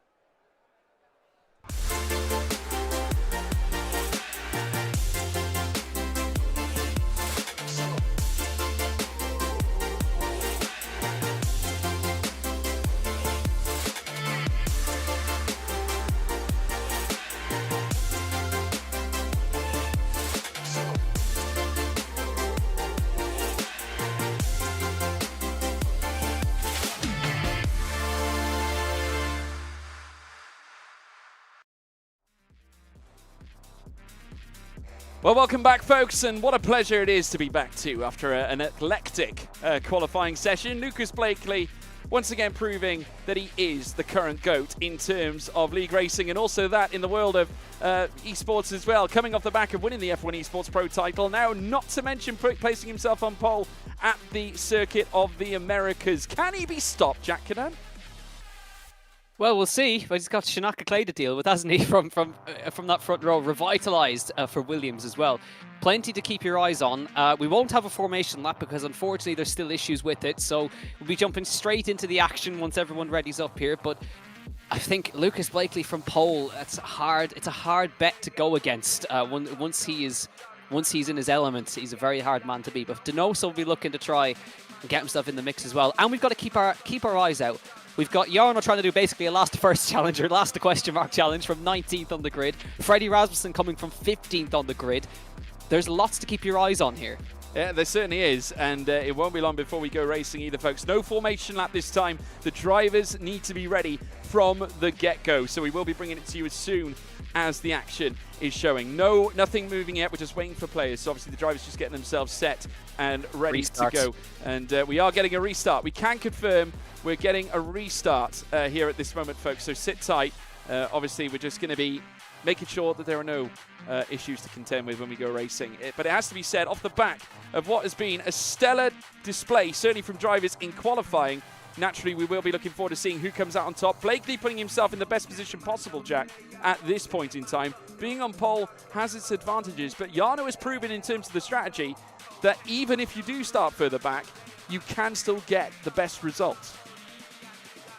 Yeah, I think there's a bit of confusion here because we've heard that there's a restart, but some drivers have retired and others have not, because currently the race is currently happening in the background. So I'm assuming we are going to get one here. We are. Matthias has retired, so maybe they'll hopefully realise now. But yes, we will certainly get a restart. There's just a bit of confusion. I've just seen Freddie Rasmussen on a straight line through the whole grid. But yeah, there's a couple of things going on in the background. I was just getting entertained by the drivers here. But yeah, we will have a lobby restart. We were slightly worried right there that people wouldn't notice, but yes, restart, folks, because I think it was somebody left the session while they were loading up, which I think actually retires you from the session, which is a little bit annoying. So that is the reason, but we'll be back up and running very shortly. Matthias van Erven has got the great job now of resetting the grid for us, but I got some great entertainment with guys straight lining each other in the background there. That was very funny. Yeah, we got plenty of that. Obviously, all the retirements now starting to happen. At this moment, we've, of course, got more and more of them actually ducking out as we speak, guys, so you don't have to wait too long. But obviously as we've looked at United States Grand Prix, in the past, Jack, obviously, especially here at PSGL, we've had many moments, obviously, in terms of battles. Many of these races, though, decided in the strategy. No one ever actually, should we say, commits to a certain strat when it comes to COTA. We generally see a few mixed ones. Jarno did something a bit unorthodox last time out as well to take the race win. We've seen drivers do it time after time. Sheepos shows great pace around here. Would you call USA an outlier to usual circuits? Because, of course, you can look at performances at Bahrain. You can look at performances at, should we say, Brazil. What about Silverstone? Yet you come to COTA, and that's where everything changes. And I think we saw that certainly off the picture of F1 Esports last season. While it was the McLarens telling the story, given the fact that they were dominating last season with both Barry Burman and Lucas Blakely, Jarno still pulled it out of the bag last season, taking his race win at COTA as well. Even Alex Jakes, I think, even said that I think one of the best races he has seen in F1 Esports that season. It is an outlier, isn't it? Nothing is true to form when you come to COTA. No, it isn't. That's the beauty of it. I mean, we look back at the races that have happened. We had Jarno going 15th to 1st here as well. We had Alvaro Caraton actually took his very first ever PSGL win here as well after a long win drought for him, of course. So there's something always happens at COTA. I don't know what it is about the circuit because, I mean, looking at it, it's not. It's a great, fantastic circuit, but you wouldn't think that it's going to be the one that mixes things up for whatever reason. But it just always seems to deliver something outrageous, for want of a better term. So, again, we did see in the brief time that I did look at the start right there, we did have a dry race, which make, again, an interesting switch up because the guys have done full wets for full wet conditions for the whole of qualifying, and now have to switch back into dry mode. I'm sure that's not a problem for these guys. They're super, super talented, far more talented than any of us. But again, making that switch onto the dries could be interesting for some. And again, what we saw in Bahrain as well is guys seeming to make alternate strategies work, which was interesting. I think Freddie Rasmussen was the best example. Started 15th on softs, made them last as long as the mediums, and got himself right in the fight at the end. Yeah, absolutely. And this is it, Steve. And you can make these changes and move yourself onto different tyres. You can try and obviously you can aim to mix things up here at COTA, and this is where these things come into play. And it's not just the tyres though, Jack. It is also the weather. I mean, we get changeable weather. We've seen it now already in qualifying, where it looked like the drives are going to come in sooner. A lot of drivers were looking at it in Q2. Did not come in Q2. It arrived in Q3 very late. I think it caught a few people out, including Nada Berejne. Obviously, again, another factor during the race that could come to fruition. We saw it last season. Again, we could see it this season. But now, obviously, the likes of Barry Burman, obviously looking to go out and yet again win, or at least try and win a race. Obviously, broke the streak last time out. No longer a winner at the start of a PSGL season. Yet he'll be looking, I suppose, for a turnaround in his fortunes, because obviously he tends to like winning at this stage of the season. Obviously, Blakely might be displaying that early pace that he might need to win this title. Who knows? Yeah, and you know, we haven't had a scenario where somebody else other than Barry has won the season opener. So the form book's already completely ripped up. All right, so this is the beauty of it. With new statistics That's heading the rule forward. book. We've had Away it goes. That's the way it goes. I mean, with Barry Bormand, for those of you who are unaware, Barry was the only driver to ever win a season opener until last week when Lucas Blakely won it. And he also, I think he has the record for the longest win streak. I think it was something like 4 wins in a row back in the first season as well for Barry Bormand. So there's whole new scenarios happening right now as well, which is fantastic. So that means this season, in terms of statistics and all that, we can't actually predict it now. It's completely gone out of the window. But I think what we can say is that so far, I mean, excluding the stewards' decisions last year, whoever wins the season opener doesn't win the title. I know it's Barry, but for each time. But the winner of the season opener tends to not win the title. So let's wait and see if that goes forward. But it's only because that's Burramant's form. On track. Generally. That's generally Burramant's form. You know, outside of Stewart's decisions, you're absolutely right. Because, of course, while he still would have been a race winner at the start of last season, he, of course, went on to win the title, but it was all decided in the stewards' room. Of course, on track at the time, Ron Haar would have won the title on that basis. But, hey, looking at this one, obviously, it's a reset at this point. Burraman now needs to try and get some big points on the board. Blakely looks like the man to catch off the back of what we saw last time out. Was the only driver to really break away from the chasing pack last time out. 3 seconds he managed to march in the initial. Is it a case here at Kota, Jack? Can you break clear that easily, or are you still under threat from that strategy? I mean, it seems we heard Lucas talking about this last week. He said that even at Bahrain, the undercut was super powerful in Bahrain. So we'll see if that strategy will be as powerful here. Let's wait and see. We don't actually know too much, but yeah, I mean, just judging off the race start when they thought the race was going on. I mean, Blakely nailed the start, managed to hold off Shinaka Clay, but now he's got to do the same thing again. So he's nailed the start already. But now he needs to repeat it again and keep Shinaka Clay behind him and Donoso and everybody else behind. So we'll wait and see. And strategy-wise, didn't quite get a look to see if anybody else was trying something untoward. Countdown is currently going on as well, so we're about to head into, in about maybe 2 minutes' time, we should be going green. But it's a case now. Blakely's already nailed the start. He led half of lap 1, but now he's got to repeat it exactly the same again. Yeah, absolutely. And you know, it's again it's a test of strength as well, Jack, in many ways, because obviously, you know, at the same time, whilst we've obviously got you know, obviously all these drivers on the grid, while you have got pole position, it's still never all said and done. You know, you've got so many corners. We speak about the very technical Sector 3 as well. It's not as simple as just jumping in the car and going. There is so much more to be conscious of. You know, obviously the final sector, you've got the hexagonal corners, you've got the very, very tough outside lines heading through turn 17 and 18. If you get it wrong, turn 19 can go all painfully badly as well if you're not careful. Then, of course, you've got a very, very tricky turn 20, which is a heavy braking zone of sorts. Despite, obviously, you having only a short run from 19 down to 20, it is still very tricky. But now I'm going to ask you folks in the live chat quickly, who are you backing for pole position as we look to go racing? Jack, very quickly, who's your pick? Well, since you asked pole position, Lucas Blakely. Lucas Blakely, he's your man. Well, there we go. We are here in the. You asked who got pole position, not the win. Oh, sorry, so the win. Sorry, checkmate. we got. Yeah, checkmate, fair Morgan. enough. Look, we're on about race wins. Sorry. Who do you think's going to take the race win this time around, guys? Obviously, let us know. Here we go. Obviously, we're getting another restart. Restart. Again, I'm not even joking. Well. This is going very well. I'm hearing a lot of complaints about this light as well, Jack. I'm just going to turn it around because apparently people don't like it. I use it for colour. I like colour. You people don't like colour? I do. It's great. Right, there we go. This is the levels we resorted to now. We our sanity is slowly leaving us. We're talking about technical and stream lights and stuff. I tell you what, might not even have a race at this point. There we go. Is that better, everybody? We are having a restart, guys, so don't panic. Yes, we are. You're not missing out on anything. Yeah. So there we go. Incredible.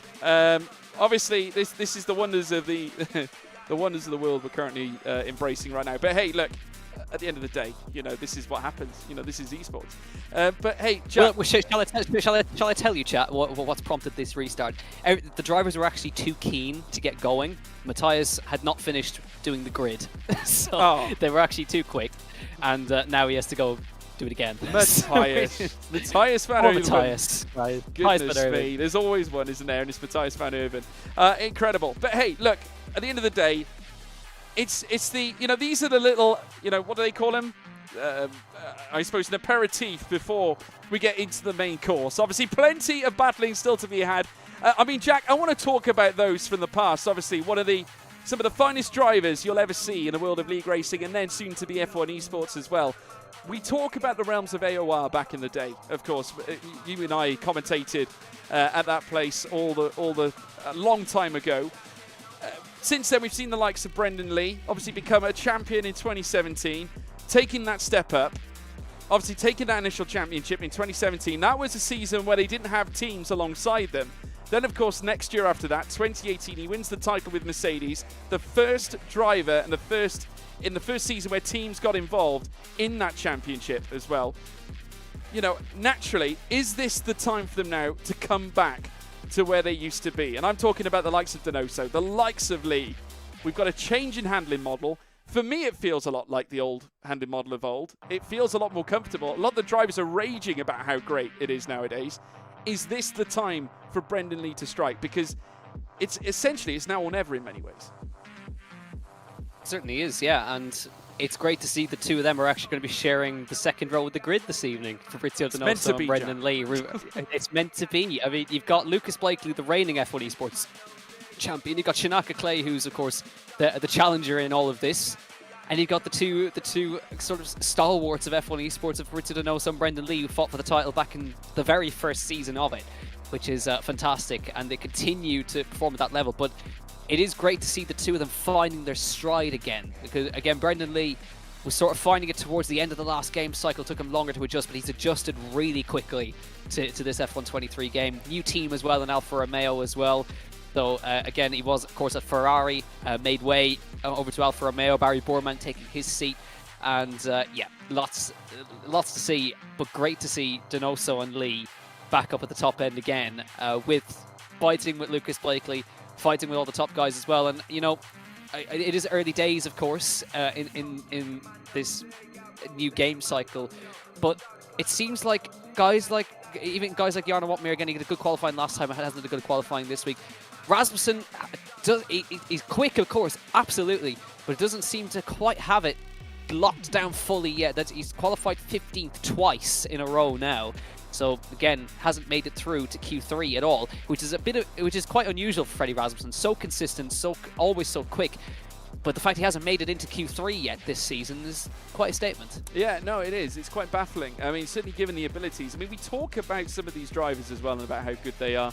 We've seen the deltas, many of them, and you look across the grid, you get to the end of a race, they could be within 0.2 of a second, 0.3, 0.4. And yet we talk about how there are shocks after every session, because they genuinely are shocks. We look at it and they're outside by mere thousands, but yet the names themselves, it tends to be in the real life of F1 you can decipher as to who is a shock and who isn't. In F1 esports, that water is a lot murkier. There's no way that you can perfectly identify who is performing and who's underperforming. But naturally, that makes F1 esports all the more of a pressure cooker situation. We saw it from Jarno last week as well at Bahrain. He vented frustrations as well, given the fact he was under some very, very testing circumstances. Many others as well. They're all trying to win championships. I do wonder, you look at the likes of Otmir, who's won 2 titles, the likes of Brendan Lee, who's won 2 titles, also the likes of Lucas Blakely in many ways, now that he is also a champion. How much does this title mean to them? Because they've got to stay on top. They've built this entire fan base around being the best, and at the same time, that same fan base demands the best. They demand these drivers to once again perform. Naturally, that then goes towards, in the mindset of these drivers, suddenly thinking, well, I've got to do everything and everything possible to be champion. And when you get all those three in the mix, eventually you get a nuclear scenario, do you not? You certainly do. So, again, this is the beauty of this, though, isn't it? That we can preview or sort of see what's going to happen. Because for those of you who don't know, new to PSGL, of course, we're sort of almost a prelude for F1 esports in a way. But every PSGL champion so far has gone on to win the F1 esports championship. So this championship is very important in a lot of ways because it sort of shows the form book going forward for F1 Esports. Jarno Watmere has won this championship twice, PSGL PC, won the F1 Esports title that time. Lucas Blakely then managed to win the championship last time, of course, before Barry Bormand. We're normally talking about the season that prefaces F1 Esports, but Lucas Blakely has went on to win the F1 Esports title in the same year. So we'll see now if Barry Bormand can carry that forward. He's the reigning champ, of course, but since we're talking about a championship that is before F1 Esports, you would imagine off the form book, whoever wins this championship may be the F1 Esports champion. You're absolutely right, and we could see a change at the top. Who knows? I mean, naturally at this point, obviously Lucas Blakely, top of the championship as you would expect after winning round 1. But if we see another driver hit the top, find their form, find their feet, should we say, at this point, obviously that does throw up a few questions as to maybe we'll get someone new at the top end. And not to mention, we see this new abundance of drivers making their way through. We talk about F1 challengers. Alfie Butcher, another name that you can look at, who's got to be on the list of many an F1 Esports team. Not to mention others like Mirko Suriano. What about the likes of Ismail Fassi? You know, many others that we have seen. Jack, we commentated on Fassi in that special event prior in the last game cycle. Made obviously that stellar overtake around Singapore, which I have to say was one of the best I've seen. Very opportunistic, but still managed to cultivate a great performance. It can't be long before we see yet more drivers start to come through. More of them start to rise to the level of some of these others that we've come to know and love all these years.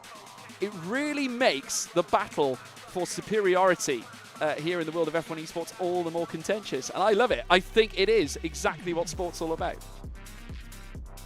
It is, and again, that's the beauty of this, that we get to see all this, witness all of it. And for those of you wondering, thanks for sticking with us, chat. We're almost there. The Jack and George podcast is almost over. It's almost over. Yeah, you don't have to. promise. You usually look at it for maybe another 3-4 minutes. Or you can get rid of us soon. You know, I mean, at least George looks presentable. Well, I was listen. He's got his effort. He's done the effort. I did it for Texas. You know, they like waistcoats over there. You know what I mean? So I thought. I mean, I know Vegas likes waistcoats, but I thought Texas might like one too. I went for a black one because I thought I'd unleash some cowboy shizzle to everybody. But yeah, it doesn't look very cowboyish, I give you that. But I thought, I just think of Dutch Vanderlyn from Red Dead Redemption. That was why I slung this on. I just thought it was the right move. I'm a big fan of Dutch Vanderlyn. I think he's really cool. Apart from when he tried to kill Arthur Morgan, which is a shame. But yeah, we're looking forward to certainly this upcoming session, guys. We're counting down seconds away. Let us know who you think is going to win this one, guys. We want to hear you guys in the live chat. Jack, I'm going to throw it to you one last time. Is it still Blakely?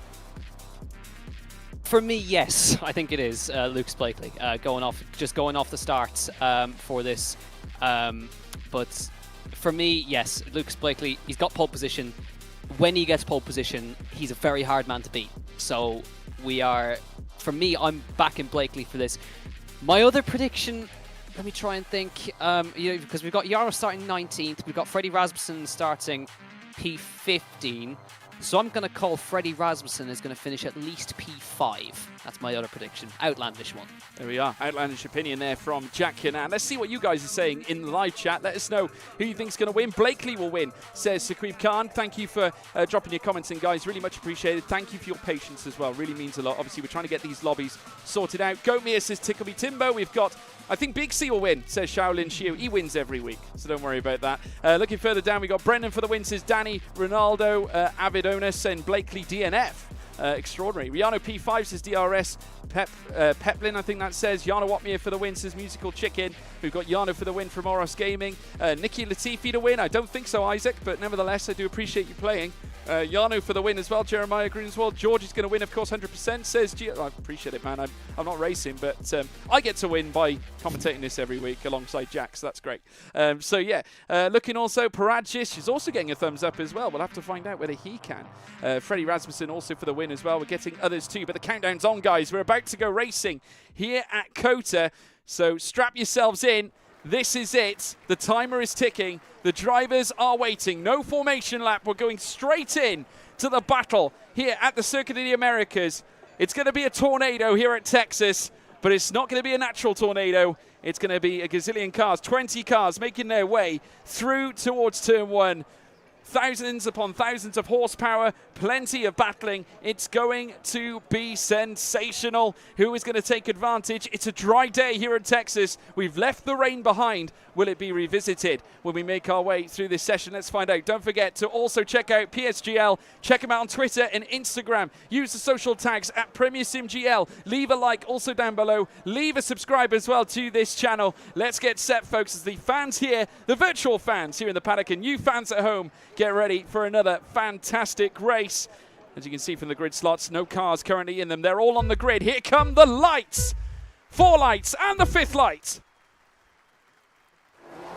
And it's pedal to the metal, and it is go, go, go, go, go. Lucas Blakely gets away well. Shanaka Clay there too. Look at Donoso. Outside line as well. Shanaka Clay under pressure from Patrick Sheepos, who sends it in towards turn 1. Second place for Sheepos. A sensational move as he makes his way around. Wilson Hughes also making ground as well as they make their way through the first slalom sector. Here is Philip Prejnader. He's ahead of Wilson Hughes and chasing after Barry Burman. An eclectic start as Otis Lawrence now challenges that of Danny Berejne with Tomek Parajic in 12th place.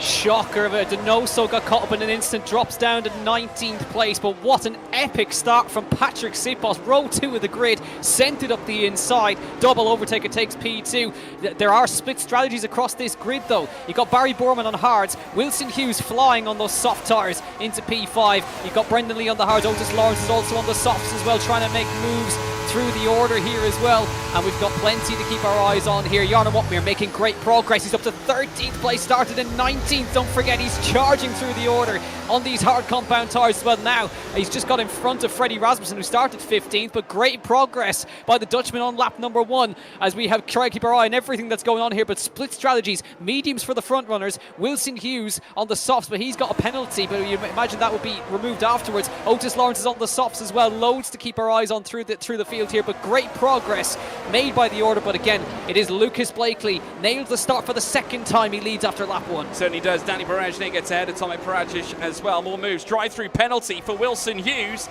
That's not ideal. Moves ahead past now that of Barry Burman, of course, teammate from last season. Dispatches Barry Burman now heading through turn 1 and will exit now heading through towards the slalom of turn 2, third and 4th as well as they make their way down through this first sector. Lucas Blakely checking out at the top end, nearly 6/10 clear of Sheepos. Further back as well, Tomek Parajic also looking to gain, this time on Dylan Warren as he now cruises through this first sector there. You can see the Haas just in front as well. Dylan Warren in the Red Bull, as you can see just in behind with Jarno Watmere all over his tail. It's Mercedes having had a lightning start, getting through a double overtake on Freddie Rasmussen and Matthias van Erben heading through towards turn 12. A surprise move here from Dylan Warren, who manages to land a distinctive blow here on that of Tomek Parajic. A big move, a bold move, but a successful move. But they go side by side now, down the back straight towards turn 12. Who's bravest? The Aston Martin now has got to leave it late, but he's got to be wary of Berejne in front. Jarno Watmere also making moves as well, looking to rise up, and a spinner as well. Van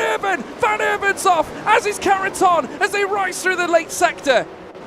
Still trying to make his way through. Dylan Warren and Tomek Parajic side by side. Otmere trying to watch and wait in the wings to see what's going on in front of him, but he manages to hang back and stay in front for now. The man who actually made the most moves, what an epic first lap from Otis Lawrence. 9 places gained from Otis Lawrence. He's inside in P8 right now in the AlphaTauri on the soft tyres.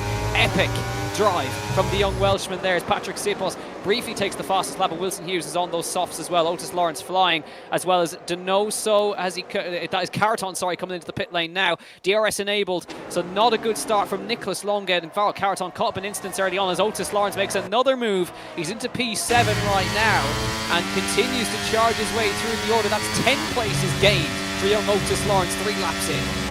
Yeah, absolutely. Otis Lawrence now starting to rise up the order very successfully. Wilson Hughes also dispatching Shanaka Clay in great style as well. Still has that drive-through penalty against his name though, so we'll have to see how that affects him later on. He might get it removed, to be fair, so that might be the reason why he's still pursuing. Freddie Rasmussen also has a penalty at this point, so the cars now look to settle down. All equilateral between each other, all within a second, bar that of Donoso, who is barely just staying in behind that of Freddie Rasmussen. Certainly not an idealistic start, certainly for Donoso, who is now going to try and fight back. Matthias van Urban already DNFing from the session here at this point now, as Sheepos looks to get close to the front end, has got closer now to Lucas Blakely. Remember, that gap was out to 0.6 of a second earlier on. Benham fighting it out now with Paragic. Jarno Opmeer losing a couple of places as a result. Remember, he was overtaken by Benham earlier on too, as they now round the next right on lap 3. Quite a split strategy, a diverse strategy, many of them on hards. The top 4, though, consisting of the medium front runners, that being Blakely and Sheepos, with Wilson Hughes on softs. So he's having to make the moves here at this point, and into the pits immediately to serve the drive-through, no less, is Wilson Hughes, Jack. Yeah, that's good. Oh, and he gets a penalty while serving the drive-through as well. This has been a shocker for Wilson Hughes. And unfortunately, the drive-through wasn't able to get those positions back as quickly as possible. And we'll now have another 5 seconds and another 5 seconds of pain to add on towards the end for Wilson Hughes. Drops down to the tail of the order on those softs as well. That will certainly hurt. Lucas Blakely, though, still leading this Grand Prix. Patrick Sipos sticking with him, though, on this time by Shanaka Clay, holding his own there in P3. Barry Borman is P4. And, I mean, we haven't mentioned him, have we, George? Philip Preschnader is P5. Yeah, he had a great start, incidentally. He rose up the order and has since now been challenging the top end. Alvaro Caraton retires now as well. Obviously, he was in the midst of that incident with Matthias van Urban and has since been cemented to the back. So it just did not get started for him at all, Caraton. And off the back of that little moment has unfortunately lost his place in this race as well. Otis Lawrence once again gaining still, trying to challenge Philip Preschnader this time for that 5th place. As they now make their way through again, another 5 seconds being delivered, this time to that of Nicholas Longue, who's at the back as well, as we now see, and right on board with Otis Lawrence as he now makes his way into Sector 3 proper. Just see him there, just right in the rear wing on the Alpine as well, and just look at the grip he can get off the soft tyres too, the compound that he'll certainly favour, that has garnered him so many places already since the start of this race. Now in the AlphaTauri, looking to fly through this next left-hander. He's got one more to take at turn 20, a little flick of the rear in the car as well. A sight that we're regularly seeing now in these cars, as well as these drivers have to force the issue around every single apex. With Shanaka Clay still holding on to 3rd place, with Buraman just ahead. Philip Preschnader, we can see just dead ahead of us, obviously being chased by that of Otis Lawrence, who certainly seems to have settled down a little bit more now. Might be the case now that the optimal performance of these softs now is starting to deteriorate, Jack.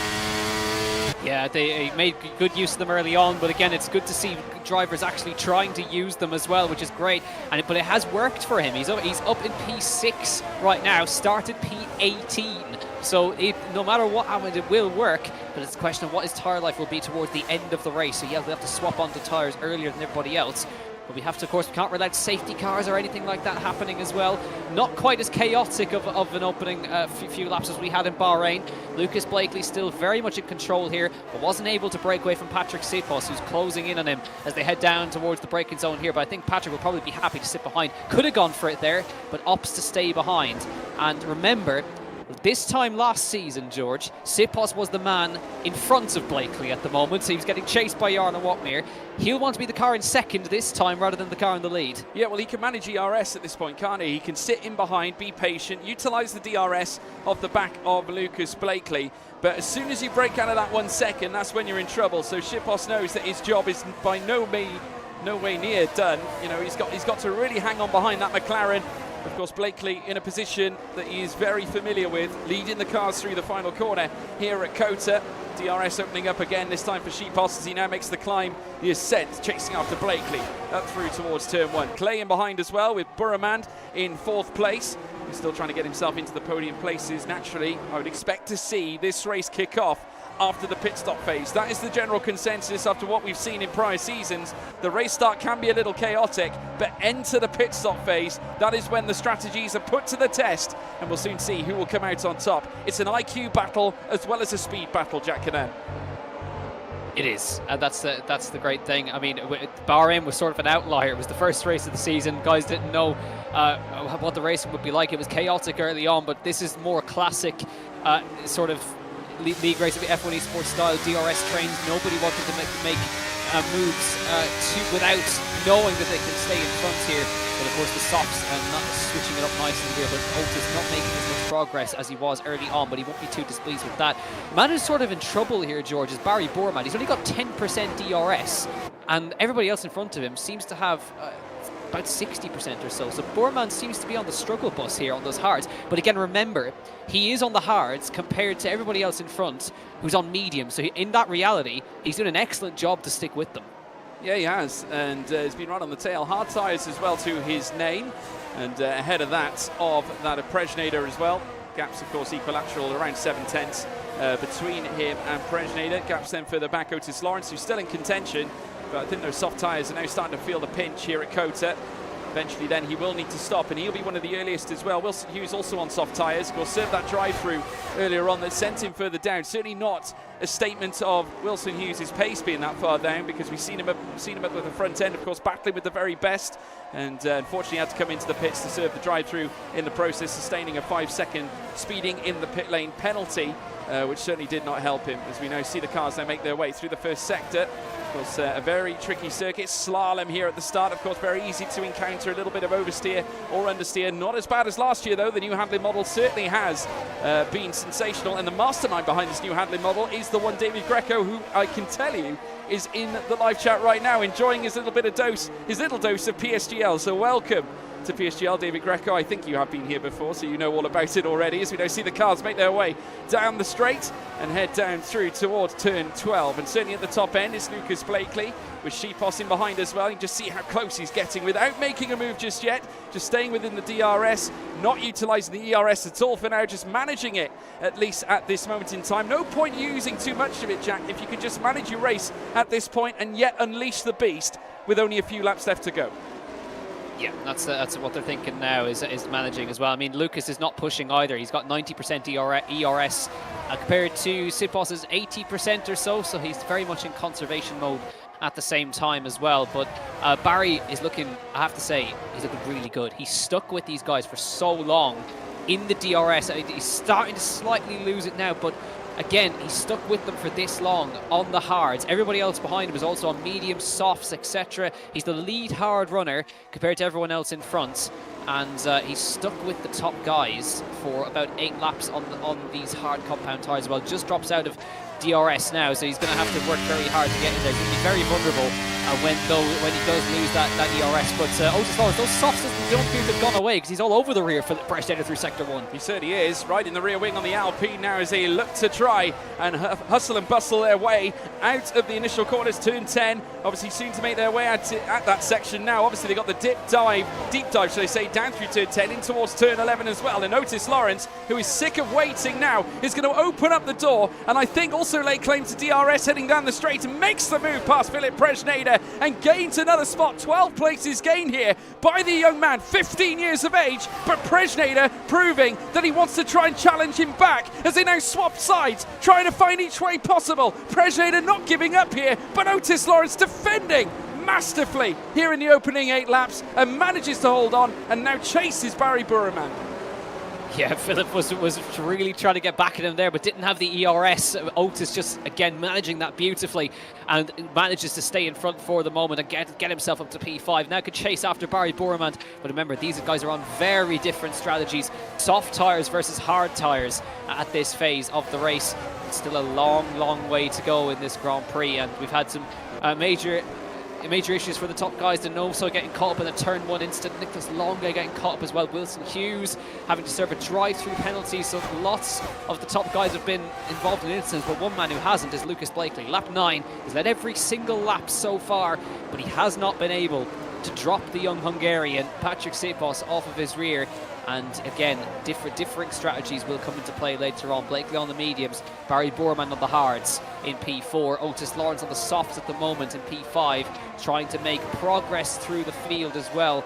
So we'll see how this goes, as we did have lots happen towards the end of the Grand Prix last time, but it was Blakely who did come out on top last time, making an opportunistic move to break DRS, and it is very hard to recover from that once that does happen. So it's him still in control for the moment, and we'll see if he can go back to back here, and he'll be the first man to do so, the only other man to do so apart from Barry Bormand. Yeah, absolutely. Alfie Butcher now currently sat in 9th place, ahead of that of Danny Berejne, as they now make their way down through towards the next left-hander. Turn 12 coming up, and they're making their way through towards the latter sector as well. The two Hasses currently cemented together. Of course, Berejne in the top 10, proved to be a true contender at Bahrain as well, coming back to his former best and signed up with the Mercedes team this season. A return to Mercedes for Danny Berejny, of course, was part of the team that would take Brendan Lee to the title back in 2018 as well. And as they now make their way through this latter sector now, it's still Blakely up at the very top. Alfie Butcher getting close to the back of Kiefer now, and now part of the Mercedes team. Right on the rear this time, Otis Lawrence also down in 5th now. Already pit stops being made. Prejenator opting to box here, Jack. The first man on the mediums to do so. Yeah, he's the first man on the mediums to do so, but Otis has gone longer on those soft tyres. So in comes Prejenator, so he's trying something different. He's swapping onto the hards now, but yeah, this is exactly what happened last time. Rasmussen managed to go longer than those guys on the mediums, and it seems like Otis do the same thing. So the softs look like certainly a decent tyre for those first stints if you want to make positions, and Otis managed to go a bit longer than Philip Prejenator. He's come out in clean air, about 6 seconds of clean air to Fabrizio Donoso, and in front of Wilson Hughes as well. So we'll watch to see now how Prejenator gets on from there. But that's sort of triggered, that might trigger a few stops here, or might trigger some moves as we keep an eye on everything that's going on around us at the moment, as we'll see now. Sipos going to swap with Blakely. Here comes Sipos for the race lead. Down the inside, Blakely doesn't fight him. And Patrick Sipos for the first time takes the lead of the Texas Grand Prix here in Circuit of the Americas. But Blakely did not want to fight him on that at all, didn't want to lose any time, but Sipos back to the front. Yeah, certainly did not give a single fight at all. Sipos now leads the way here in lap 10 of 28. Going back to Otis Lawrence, that tyre wear currently sat at 50%. Now the drop-off tends to be around 30 to 40%, so the fact that we've noticed now that Otis is still maintaining the pace here against competitors that are around 20 to 30, and already now Sipos bailing into the pit lane, an early box. Again, this time for Sipos. Blakely stays out. Now, what does Otis Lawrence do? Does he finally come in? No. Otis Lawrence staying out. So a major call now as Dylan Warren also currently sat out on track as well. Out will come Patrick Sipos. Now, where is he going to come out in all of this? This is certainly going to jumble the grid. Certainly a change up here in terms of strategy here. Both, I think we've just seen the AlphaTauri make its way in and out as well. That is Jake Benham, who is now making his way back out onto the track. So major moves already being made here. And what this has done has essentially broken Otis Lawrence off the back of the pack in front of him here. So now he's got to deal with Brendan Lee, who will surely have DRS on him heading down the back straight. Yeah, it's going to leave him very vulnerable now. Brendan Lee on the hards as well. So these should be in their good operating window now as they head down the straight. Here comes Brendan Lee. He'll see that Otis Lawrence's light is flashing. Nothing he can do. Through goes Brendan Lee up into P4. And those softs, I mean, he's done well to make them stick as long as well as Jarno Watmir makes the move on Tomek Parajic down the straight, as does Rasmussen. They both go through. And what it is about these two, Jarno Watmir and Rasmussen, they're inseparable on the track. They certainly are. Going long as well, all on hards.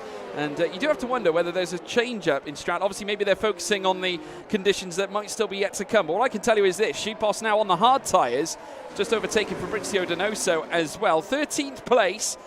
Now, what is the strategy here? Is it a case of just one stopping and just carry on? Or are we going to see some intermittent weather? This is dynamic after all. So naturally, there could be the case that we could see more now. Into the pits finally.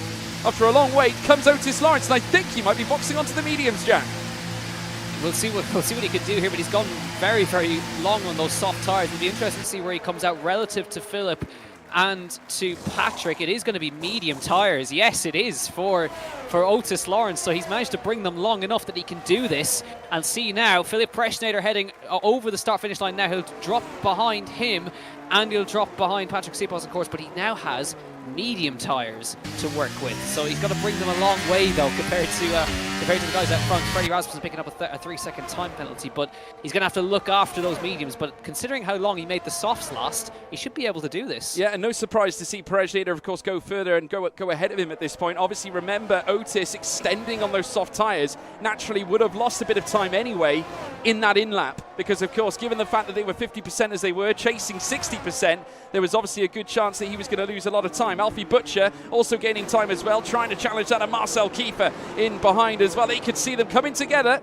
The Mercedes doing well to try and hold on to his position. Kiefer does have the benefit of DRS on Brendan Lee, the former champion who currently sits in 4th place. Burman now with a 1.4 second advantage, so doesn't have to worry necessarily about Brendan Lee, given the fact that he won't have DRS on him. But I tell you what, Brendan Lee, I don't think we'll be too concerned right now, because Kiefer under a little bit of pressure. Is now Prelude and Donoso come together as well. Prelude getting ahead of Fabrizio Donoso. Otis Lawrence still to give chase, and naturally with all this fighting, that will certainly please Donoso, who I'm sure could take advantage. In comes Shanaka Clay. Yeah, Shanaka Clay bailing into the pit lane now, and you'd sort of imagine, but Blakely, no sign of him coming in just yet.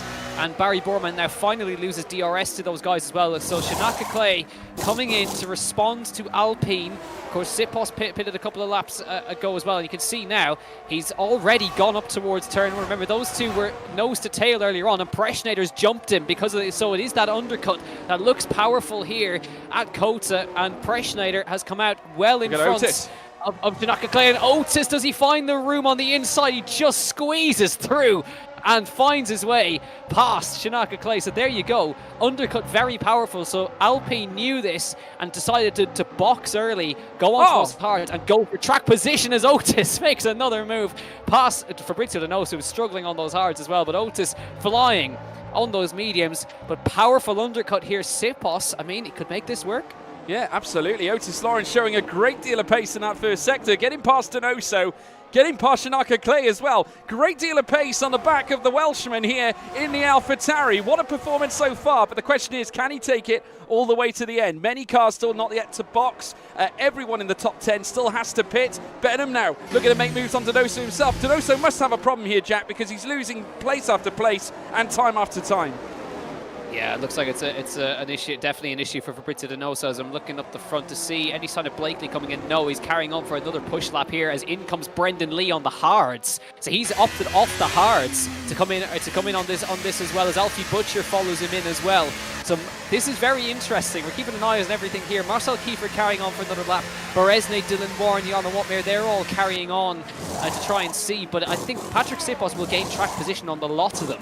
So this is very interesting to keep an eye on here. So through goes Sipos. Preschnader also getting track position. Otis Lawrence absolutely flying on the medium tyres. Shanaka Clay will come out in front of all these guys. Brendan Lee will come out just about behind Donoso, but they've also opted for mediums by extending that stint as well.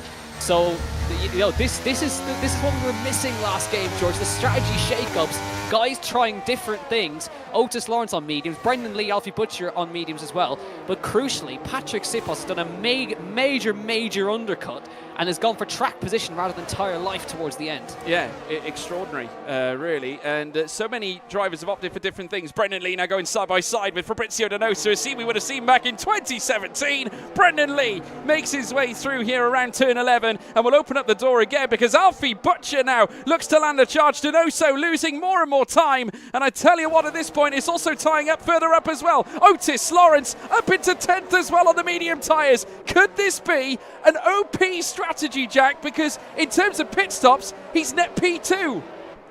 He is. I mean, who could have predicted this? He started 18th, folks, and is now on those medium tyres in the midst of it. He's currently what is net P2 at the moment on the medium tyres. Barry Bormand coming into the pits, and Blakely carries on the mediums, trying something different here. And I wonder, is he thinking about the soft tyres towards the end as Lucas Blakely? Let's wait and see, but there's still lots of time to come. But Barry Bormand bails out and decides to pit from that position. He was in P2 on track, of course, but he'll drop now behind Shanaka Clay, behind Jake Benham. He'll drop also behind Brendan Lee and all of these guys behind as well, but he will have those mediums to work with. Has fresh tyres. There's a little bit of contact between Alfie Butcher and Brendan Lee in towards turn 1, but Barry's now got a lot of work to do to get back up through the order here as they carry on this race. Lap 15 of 28.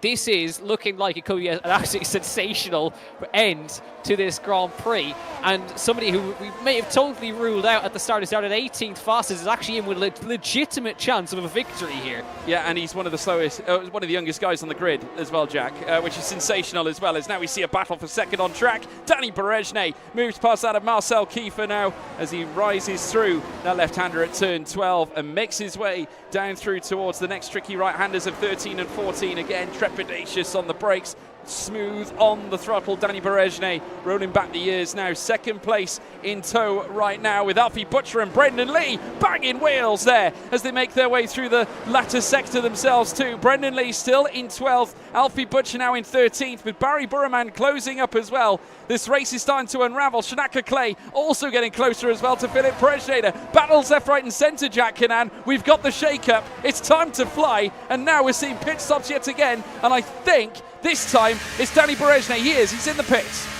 And Lucas Blakely from the race. He's gone softs. Lucas Blakely's gone on the softs. This is the strategy we were missing last game. This is exciting stuff here. Lucas Blakely going on to the soft tyres. And we also have the two Mercedes working together out the front. Marcel Kiefer and Jarno Watmere now up at the front here.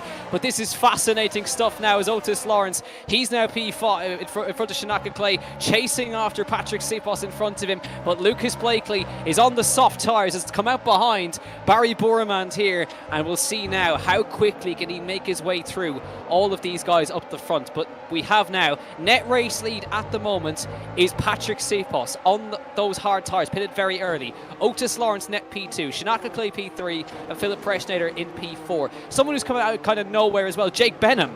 He's worked his way through into this as well, and is now fighting. I think he might be able to make a move on Philip Preschneider here. Here he comes, Jake Benham for a net P4. A little bit of contact made down the straight, but Jake Benham on the hard tyres will make his way through into what is a net P4. Moves made in the background as well. Alfie Butcher makes his way past Brendan Lee. Barry Borman, Lucas Blakely are in that train as well.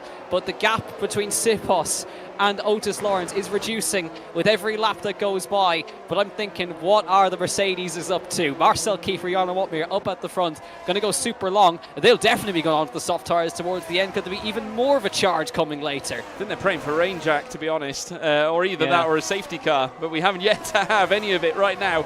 An extraordinary race that has certainly enveloped many different strategies out on the table. In comes, though, Marcel Kiefer, the first Mercedes to come into the pit. So Jarno Watmere now leads this race. Obviously, subject to his pit stop. Only two cars yet to box now, and that's Watmere and Paragic. As now we're seeing Lucas Blakely now battle. Three wide heading in towards turn one as well, as Blakely now dives in on the inside of Brendan Lee. Three wide scrap now as you enter Barry Burman. They rise up through the order together now. Barry Burman on the tail of both of them. Blakely with a beautiful move to the slalom section. Ahead now of Brendan Lee. Incredible display on the soft tyres, and he's going to be rapid right to the end. Double overtake into turn one, fastest sector of anybody. Lucas Blakely needs to make this work, and he's doing so far. Coming up towards the straight now. Otis Lawrence gets by Tomek Prajic. Now huge look at the inside from Lucas Blakely down the inside of Alfie Butcher. A little bit of contact made as they came through the middle of the corner as well. There's been an issue, I think, for one of the... I can't quite see that. One of the Williamses, I think it could be stopped on the inside as they now go three abreast down the straight. Lucas Blakely trying to make moves here. Alfie Butcher trying to get through as well. And there's now even more side by side. Brendan Lee chucks it down the inside, gets a move done on Alfie Butcher. They swap positions then, switch back for Alfie Butcher on the outside line through the middle part of the lap. A little bit of contact made. Does Borman have space to get through? No, he doesn't. And they all sort themselves out in the end. Huge move there, but Barry Borman sticks it back up the inside of Alfie Butcher. Side by side through the fast right. Does he have enough to go all the way around the outside? We've seen this only once before here at Kota. Side by side through the fast right. Butcher just has enough to stay in front for now, and they all sort themselves out. Eventually, we had a car stall. It was Freddie Rasmussen who had the issue there as Paragic pits from this position now. Lap 18 at 28. Jarno Watmere is praying for a safety car out the front here. Blakely with the fastest lap. Huge moves made. And here he comes on Jake Benham. Up the inside. Continues to charge his way through the order. This is what we want to see. Yeah, battles towards the end of this race now. 10 laps of magic still to come. Kiefer now at the helm there of certainly Tomek Paragic. He is now up into 13th place, given the pit stops now as Paragic now exits his way out of that particular part of the track. Alfie Butcher right in behind Brendan Lee as well. It's all starting to become apparent. Barry Burman right behind now that of Alfie Butcher as they now cruise through the first sector. They now move their way down through towards turn 11. You can just see them all bunching up at the sharp end. Jarno Watmere still yet to pit. Sipos in second. Otis Lawrence cruising, bringing that delta right back in. 1.1 seconds is all that separates them. Down the straight they go. Blakely's got to try and muster 1.2 seconds to try and close up to that of Shanaka Clay. In comes now Butcher. As you can see him right in behind that of Brendan Lee. Still not able to make the move. Lee holds on to 7th place, but for how much longer can he relent? That really tenacious driver Alfie Butcher, who was a sensation in F1 challenges. Yeah, this is crazy. The differing strategies that are converging right now. But again, Sipos has caught up to Otmir, and this is exactly a repeat almost of last season. Sipos chasing down Otmir, but Otmir again was not in sync there. He peeled into the pit lane now, and unfortunately going long has not quite worked, but he will go on to the soft tire. So Patrick Sipos for the second season leads here at Kota. Otis Lawrence has worked his way from 18th up to 2nd and challenging for that victory. Shanaka Clay is P3, Lucas Blakely is P4 on brand new softs as well. Keep an eye, friends, more even fighting here. Brendan Lee, Alfie Butcher, Jake Benham, they're all fighting it out here. Down towards the turn number 2, Benham on the outside, trying to make it to the inside, but Butcher gets through up into P6, and Brendan Lee now right in front of him. Borman trying to continue to score points here, trying to get by here on the mediums. Benham on the hards as well. Little switch back from Borman. Can he go around the outside of turn number 8? That is a wonderful move from Barry Borman. Opportunistic, clean around the outside and made it work as Lucas Blakely dives it up the inside of Shanaka Clay. He's P3, and surely it's hard to bet against him now. You certainly would think so now, but Shanaka Clay's far from done. He's going to try and, well, double take his P3 here this time. Blakely going slightly defensive. Does Shanaka Clay make the move? Not quite. Stays in behind. Stays within the aero now. But Jake Benham, we saw what a tremendous move as well from Barry Burman as he executed it through the first sector. Oh, he went off wide there and looks to try and recover. Jake Benham nearly got the upper hand on him, heading through in towards sector 3. A massive error from Barry Burman that could have cost him a hell of a lot of time as this race starts to heat up. But Otis Lawrence now second place within DRS. Blakely's hot on his tail as they head through the final sector. A big chance here for the youngster, 15 years of age. Otis Lawrence stepping up here in PSGL, driving the AlphaTauri, of course partnering up with the all-star Jake Benham. He knows he must make the move to take the lead of the race, as you can now see him looking to go side by side now, challenging that of Patrick Sipos. Up into P1 he goes. The young Welshman makes his way through.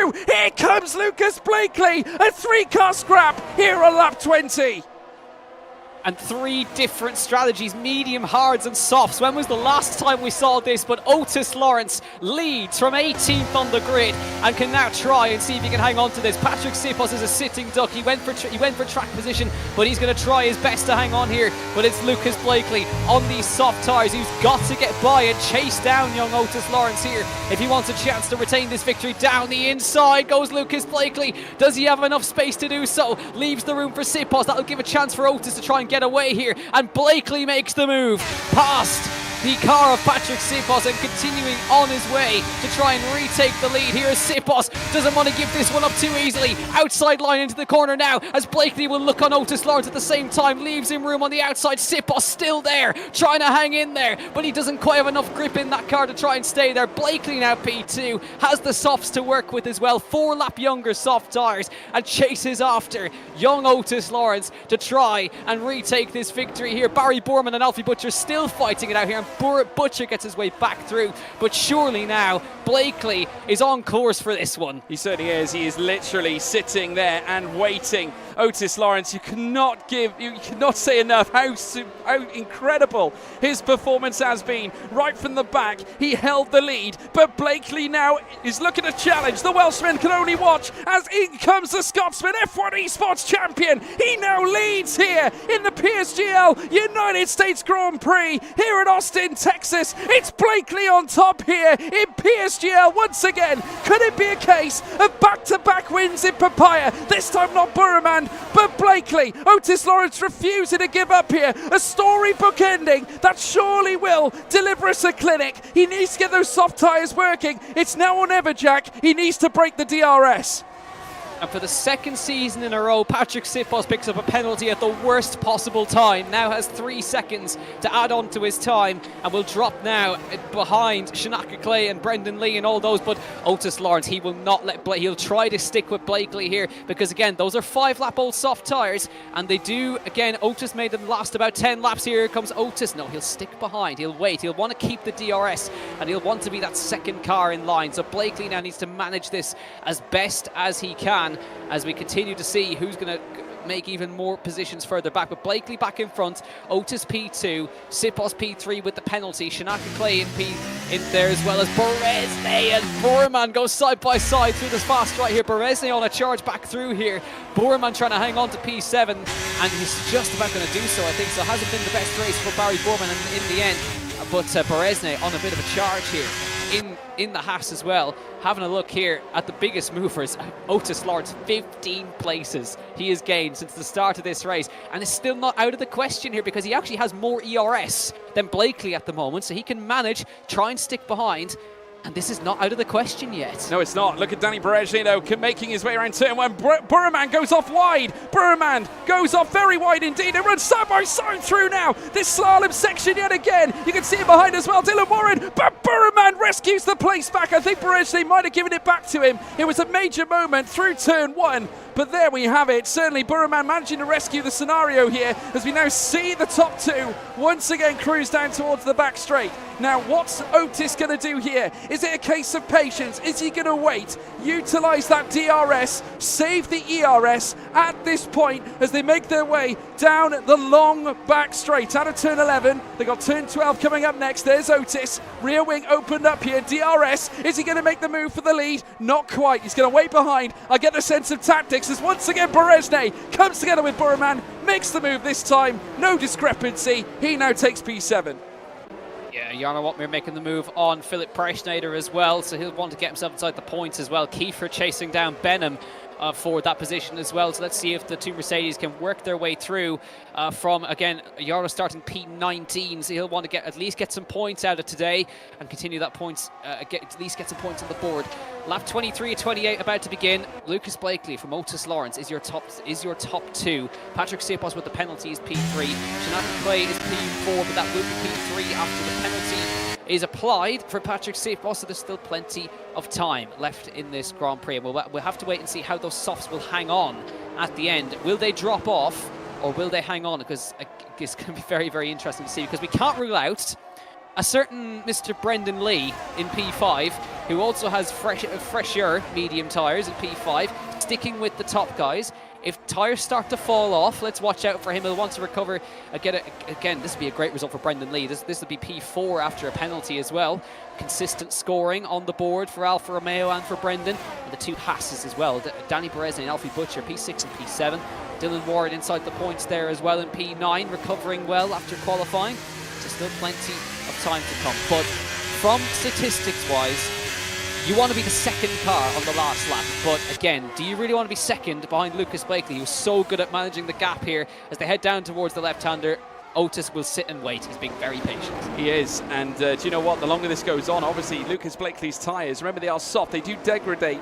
Of course, Otis will know a lot about that after his first stint on the soft tyres, taking them excessively long, but that did allow him to get onto the mediums, you know, maximise the use of them as well, hence why he's in such a good place here right now. And you go back to Brendan Lee, he is also on medium tyres, but his tyres are 3 laps younger, or should I say 2 laps younger than that of Otis Lawrence, so that could help him coming towards the end, and he might be able to land a charge that of Clay, who is on the hards as well. So many more battles to be had. Barry Burman getting a 3-second time penalty. That certainly won't help him either as they now make their way up to the ascent towards turn 1. There is Blakely. There is Otis Lawrence, who is looking more and more convincing in behind as well, saving that ERS for the crucial moment. We've got 4 laps of magic ahead, 5 including this one, as now Otis makes his way through the slalom section of turns 3, 4, 5, and then later 6, and then soon to be 7. And it's Blakely who leads them through. Otis Lawrence in behind. The gap now plus 4 tenths, but it's coming down again. Sipos in third as well, with Clay in fourth. Brendan Lee having a quality race as well within 4 tenths. It dashes outwards, but back in again, having a superb race there in P5 ahead of Alfie Butcher. Danny Berezne also looking very strong in 7th place. Barry Burman picked up a 3-second penalty as well, so that'll currently drop him out of the points. Not a good day for Ferrari here, for Barry Burman or for Nicholas Longo. And we've seen see the drivers talk about the DRS and how powerful it is, and really now it's a good time for Otis to be sitting behind, and Jarno Watmere and Marcel Kiefer, they swap places. P11 for him, and that'll mean P10 after Jake's penalty is applied as well. So points on the board potentially for Jarno Watmere if he continues on this as well, starting from 19th on the grid. But there's still time left in this race. And Brendan Lee, do you know what? I'm kind of liking the look at Brendan Lee here because he's saving ERS, looks comfortable, sitting there in that P5 position, and has the freshest, well, currently has the freshest tyres of the top 5, but the man actually with the freshest tyres of anybody currently, compared with Lucas Blakely, is actually Danny Beresne, 8-lap-old mediums. He's P7 at the moment, 43% ERS, so he could be a player later on. From lap 25 to 28, Lucas Blakely trying desperately to hang on to the softs tyre life, but we know Otis Lawrence brought them about 11 laps or so, and that's when we sort of seen that drop off. So how is this going to end? Well, that's a good question, Jack. They come through the slalom. We'll have to wait and see. Who do you think's going to win this one, folks? Let us know in the live chat. Otis Lawrence, though, right in behind that of Blakely. That gap now between Shipos and Lawrence actually being stretched a little bit. It makes its way out to near 0.8 of a second. You can see the Alpine under a little bit of pressure now. Shanaka Clay right on his rear as they make their way in towards the next left-hander coming out of turn 11 now. Blakely out on top. Lawrence in behind. Does he choose to make the move and put the pressure on Blakely now? Let's wait and see. DRS opens up, or will he leave it to the final few laps? I think he'll leave it. Still in DRS, certainly DRS proximity. Makes his way in towards turn 12. Is going to be very, very patient. Another man who's not patient, though, is Dylan Warren. Up to 8th place now. Jumps Barry Burman for 8th spot. A splendid move. And Tomek Parajic overtaking Filip Presneda for 13th. Yeah, that's again, you can see how powerful the DRS is, and nothing really you could do there. As Jarno Watmere down the inside of Benham, and that's P10 for Jarno Watmere. Barry Borman, of course, has a penalty as well, so that'll put him to P9. He's not too far off this big train here, so something could still be on the cards here for Jarno Watmere if he continues on the charge. He's got fresh mediums as well, 6-lap-old medium tyres, 2.5 off the back of Borman. Could still be something on the cards here for Jarno. Let's wait and see what happens, because that DRS train is the whole DRS train for the race win as well, not just the top guys, but it's the race lead up at the front here. Lap 26 of 28.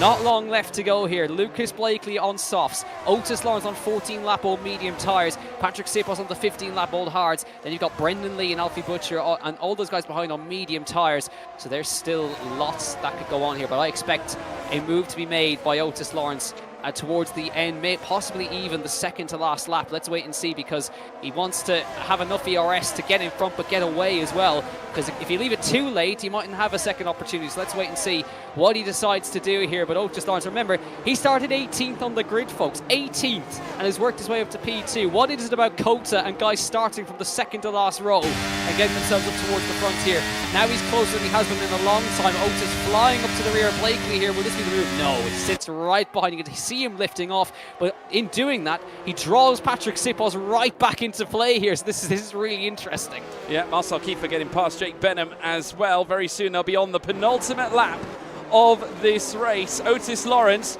almost playing chicken here with Lucas Blakely at this point here in lap 26 and 28 as we now run off board with Patrick Sipos, who's getting a lovely view of the AlphaTauri in front of him as well. The cars now make their way through the final sector. They've got another couple of lefts to take, obviously heading through 19 and very soon turn 20 as well. Current F1 Esports champion Lucas Blakely leading the way, race winner at Bahrain as well as they make their way up towards the line. Lap 27 of 28. We are now on the penultimate lap of this race. Patrick Sipos in behind them as well. 0.4 of a second away with a 3-second time penalty. Shanaka Clay having a better race than what he had last week, and certainly looks on the precipice of perhaps making a move himself, heading down through the slalom section of turns 2, 3, 4, 5, very soon 6 and 7 to boot as well. Blakely coasts them through. He is literally setting a precedence here. They're following, they're like a line, certainly, like on a string, chasing after Blakely right now. There you can see the tyre performance graphic, and I tell you what, Jack, they're pretty much matching right now. Nothing separates the hards that are being donned by Sipos and that of Lawrence's mediums, which means that Lawrence has done a tremendous job managing these medium tyres as they now make their way down the stretch now. Will Otis plumb to make the move this time around? Obviously being very wary of the fact that he could be overtaken on the next straight. The AlphaTauri now goes hunting. He does go for the move here. It's Otis Lawrence from the outside. He doesn't plumb for it, can't find it. Blakely shuts the door. Very nicely defended as they loop through turns 13 and 14. I don't think he actually really wanted to go for it there. I think he just wanted to show himself on the outside, and Lawrence was patient. He could have gone for it in the middle sector, but look at this. The whole field is basically stacked up behind Lucas Blakely as we head through the fast right-hander. This could be anyone's. It mightn't just be Otis versus, you got Shanaka Clay's in the mix, Brendan Lee's in the mix, Alfie Butcher, Berezne, Opmir now in P9 as well. Let's not count out anybody. Out of the final corner for the second to last time.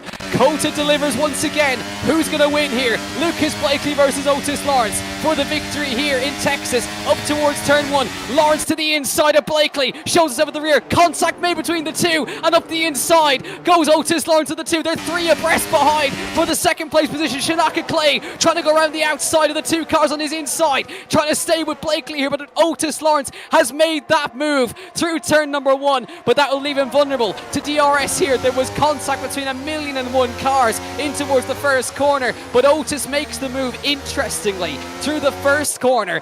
Will this work for him now? He's got the ERS to try and get away. He's got a half-second gap now. Shanaka Clay tries to stay with Lucas Blakely as they come through come onto the straight for the final time. Will this end? How is this going to end? Down the straight for the last time. Otis Lawrence with 0.7 of a second lead. Surely he's got it in the bag now. Shanaka Clay on Lucas Blakely down towards the second to last sector here. Inside line for Clay. He gets in front. Brendan Lee in the mix now as well on the outside of Blakely. Trying to get through on the outside line. Doesn't have enough to do so, but it might just be enough here. How on earth has this ended like this? Simpos trying to fight with Brendan Lee on the inside as well. Absolutely outrageous contact through the middle there as they come through for the final time of asking. He's done enough. Absolutely incredible race. 18th on the grid. Jarno did it from 15th last year, but this is something special from the 15-year-old Welshman who will come out of the final corner for the last time. Otis Lawrence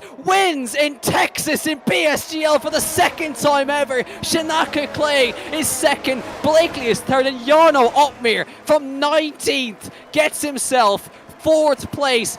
That is special, George Morgan. Otis Lawrence, for the second time ever, is a PSGL winner. Well, Cymru and Beath, they're Otis Lawrence, and I tell you what, Diolch indeed, and that is a sensational Otis Lawrence performance here. Lap 28 to 28, the 15-year-old Welshman has only gone and done it from 18th to P1. One of the most sensational performances we've seen from a young driver. We said Jarno Opmeers was special. This was special too. Otis Lawrence, your race winner here at PSGL at Kota, and indeed his driver certainly shaking his fist with delight. Otis no doubt doing the same. He is your race winner, and I tell you what, you're not going to see one much better than that, Jack Canan.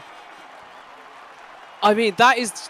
We called Jarno's drive the greatest league racing drive of all time. That has to top it. That is there, incredible. Sheer places alone. Sheer places alone. I mean, incredible. Diolch indeed for Otis Lawrence. He delivered. Wow. And certainly Cymru and Beath indeed for all the Welsh people out there who are certainly enjoying that sensational result. It is certainly a sterling Otis Lawrence performance. The young prospect.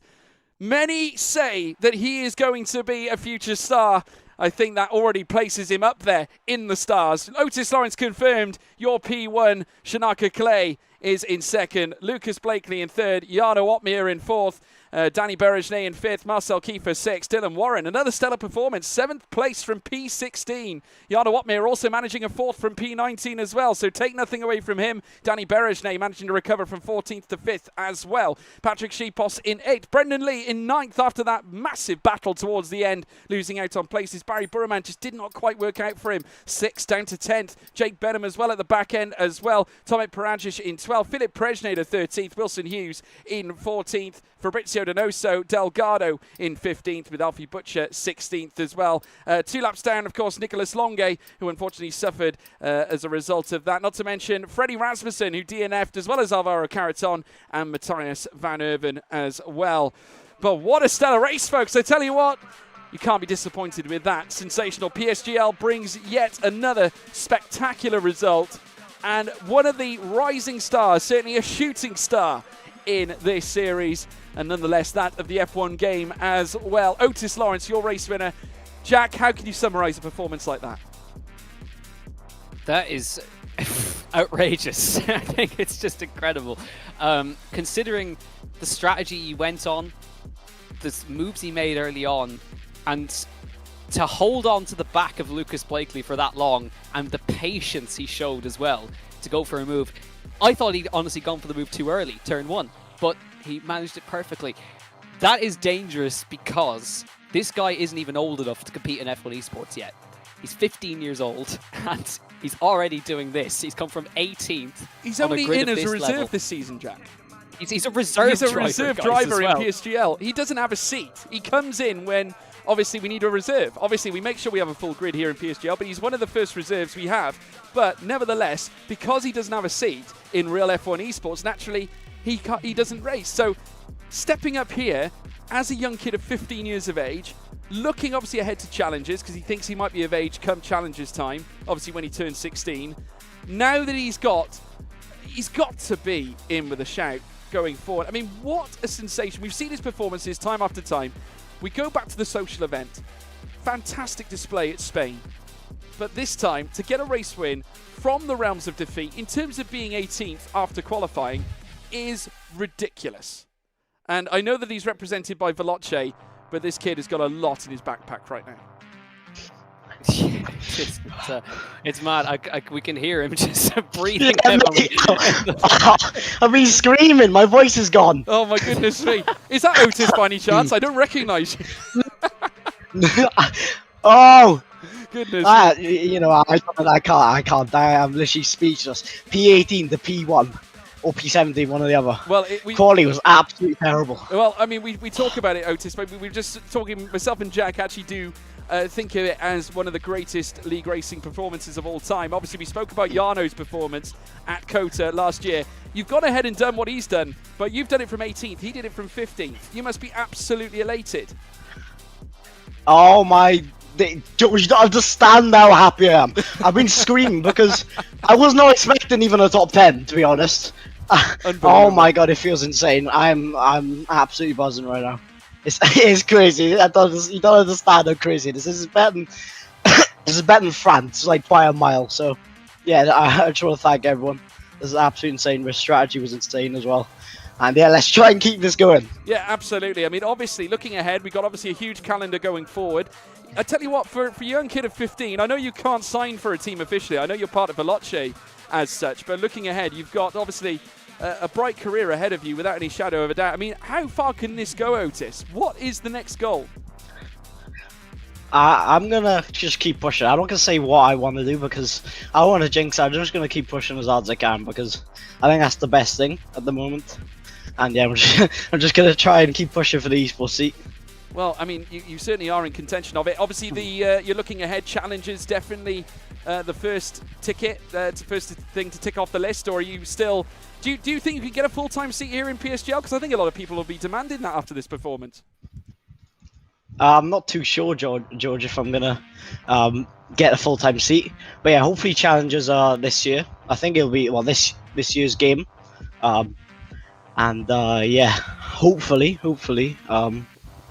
hopefully we get challenges next year. And yeah, I don't understand how happy I am. Oh my god. Well, talk I'm about your strategy. I mean, that initial strategy, wasn't it? The opening stint was the key one. You had to manage a set of soft tyres. We were looking at you. We thought you were crazy taking it that deep into the race, but you pulled it off, and it definitely did work out, and obviously led to you being able to go for a stint on the mediums right towards the end as well. How important was it also to stay behind Blakely to manage the tyre wear? The strategy was insane. Firstly, the soft just was brilliant, which I really love that strategy. And yeah, as soon as I saw Lucas go by, he had to obviously go past some of the guys on the soft tire, and obviously those soft tires die a lot faster than the mediums. So yeah, as soon as I was in that DRS, I knew I would have a chance at the end, and yeah, I did, and I was literally like shaking on that last corner, man. I was literally, my leg was like shivering, man. It's absolutely crazy. I don't say. I don't know what to say. I'm so happy. Well, you realise what you've done, haven't you? Not only have you gone ahead and done an 18th to first, but you overtook the current F1 esports champion in the process, heading down through towards turn 12. It doesn't get much better than that, does it? No, it's a surreal experience. I know. Yeah, I'm so happy right now. It's absolutely crazy. But yeah, it's the pace was there in the race, but the quality, obviously, we have to work on that. But still, I'm happy to have the win here, and I'm happy to be standing on the top. Well, I'm looking forward to seeing more of it, Otis. Congratulations on a sensational result, my friend, and I'm sure we'll see you back here again in the future, without a doubt. Thank you, George. Thank you, Otis. Otis Lawrence, everybody, joining us here live at PSGL, and great to have him here too. He's not the only one we're going to chat to, because another man who was right in the midst of a scrap was Shanaka Clay, and it's a man we haven't seen, obviously, in the sharp end for a little while, but always good to see him. Shanaka, welcome to the commentary box. A stellar display, a rampant final battle where many cars came together, but you did absolutely brilliantly to manage it and get a podium to your name. Yeah, I mean, I know everyone's probably surprised to see me here. I'm a little bit shocked myself. Heading into this one, the pace was not looking great, but a little bit of a wet qualifying. I don't mind a little bit of wet weather driving, and just sort of controlled the race as much as I could and waited for the battles to kick off in the end, and it swung my way. So yeah, really happy with that drive. Well, I can already see from your icon on Discord that you have got a kart in your thing. So I take it, obviously a lot of that comes from wet weather kart racing as well, because I myself love sticking a kart on a wet track, even on slick tyres, and just bomb it around a circuit. So I'd imagine that sort of exposure, sort of corresponds well to this kind of racing.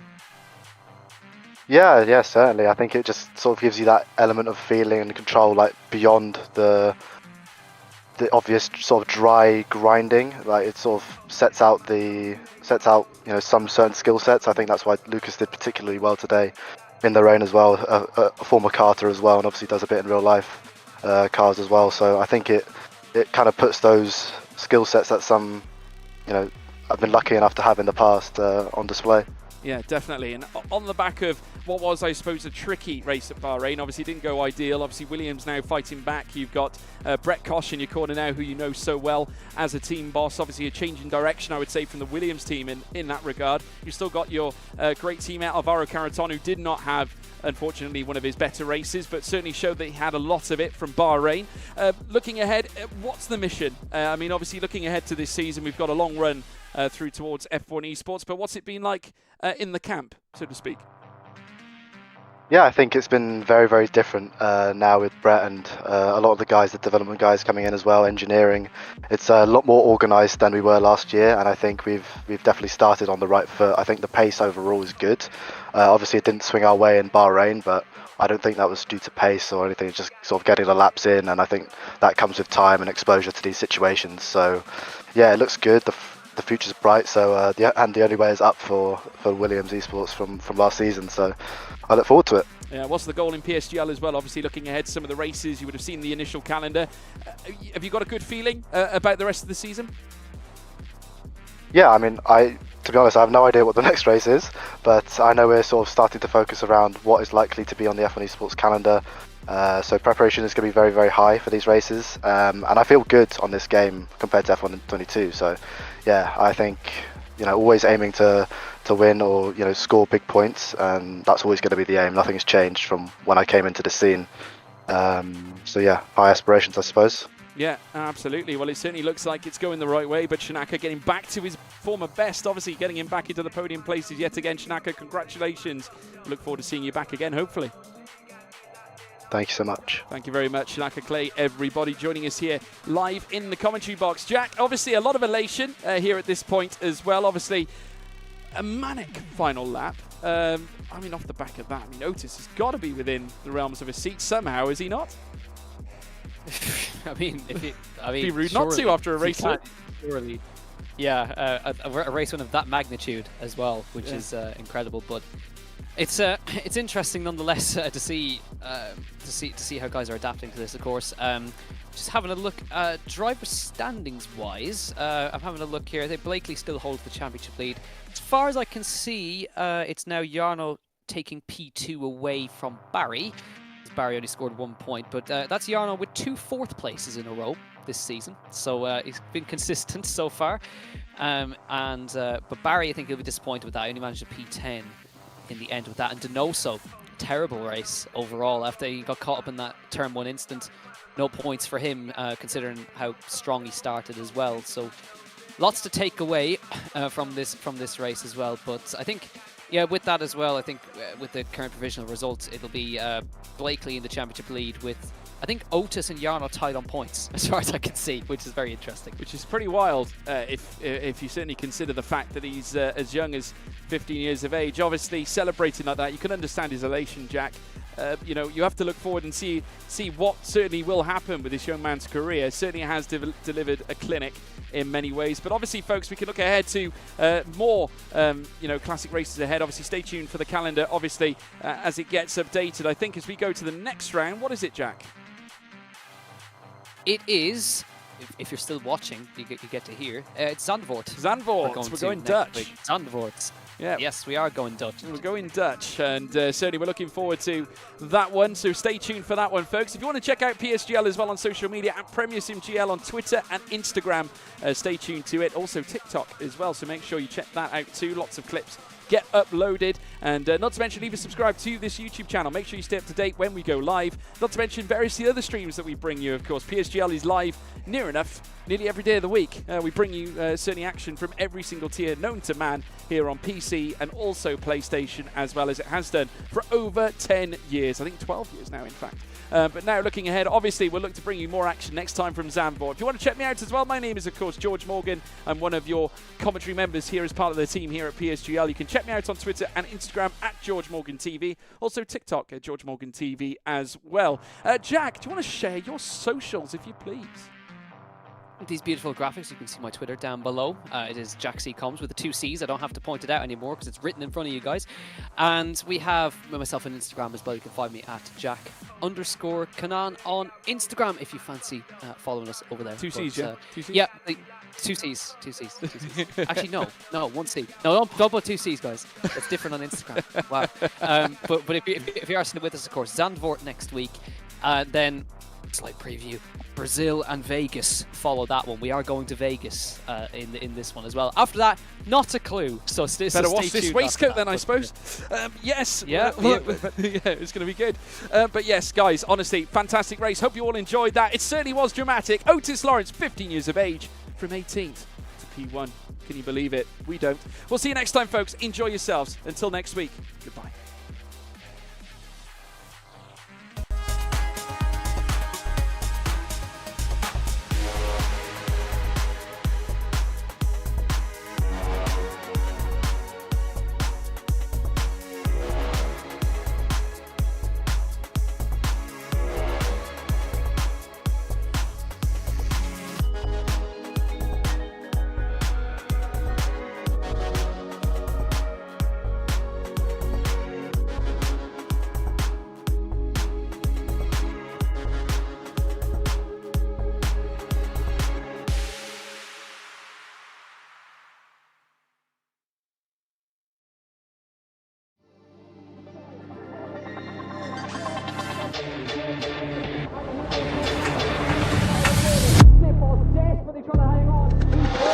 He's got the inside off here, he's through on the left hand side. Hooks the apex, gets on the power nicely, and that is job done. Jarno Opmeer now to the last couple of corners now. His finest drive, his greatest drive, and he's done it at the Circuit of the Americas. He returns to the top step of the podium. Once again, the ghost is back. Jarno Opmeer wins the US Grand Prix in a stunning Grand Prix.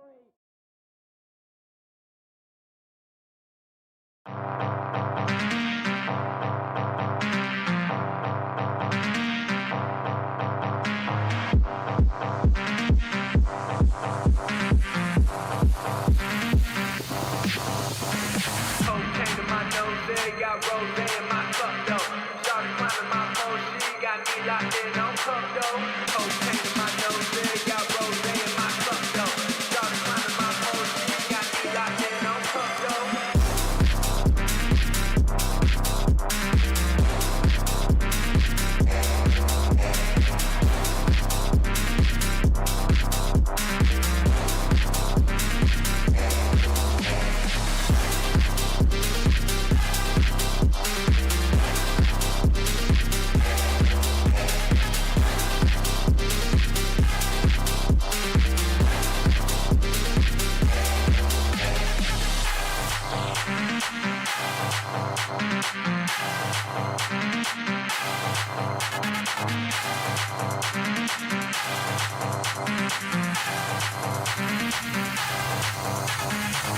Cocaine in my nose, got rose in my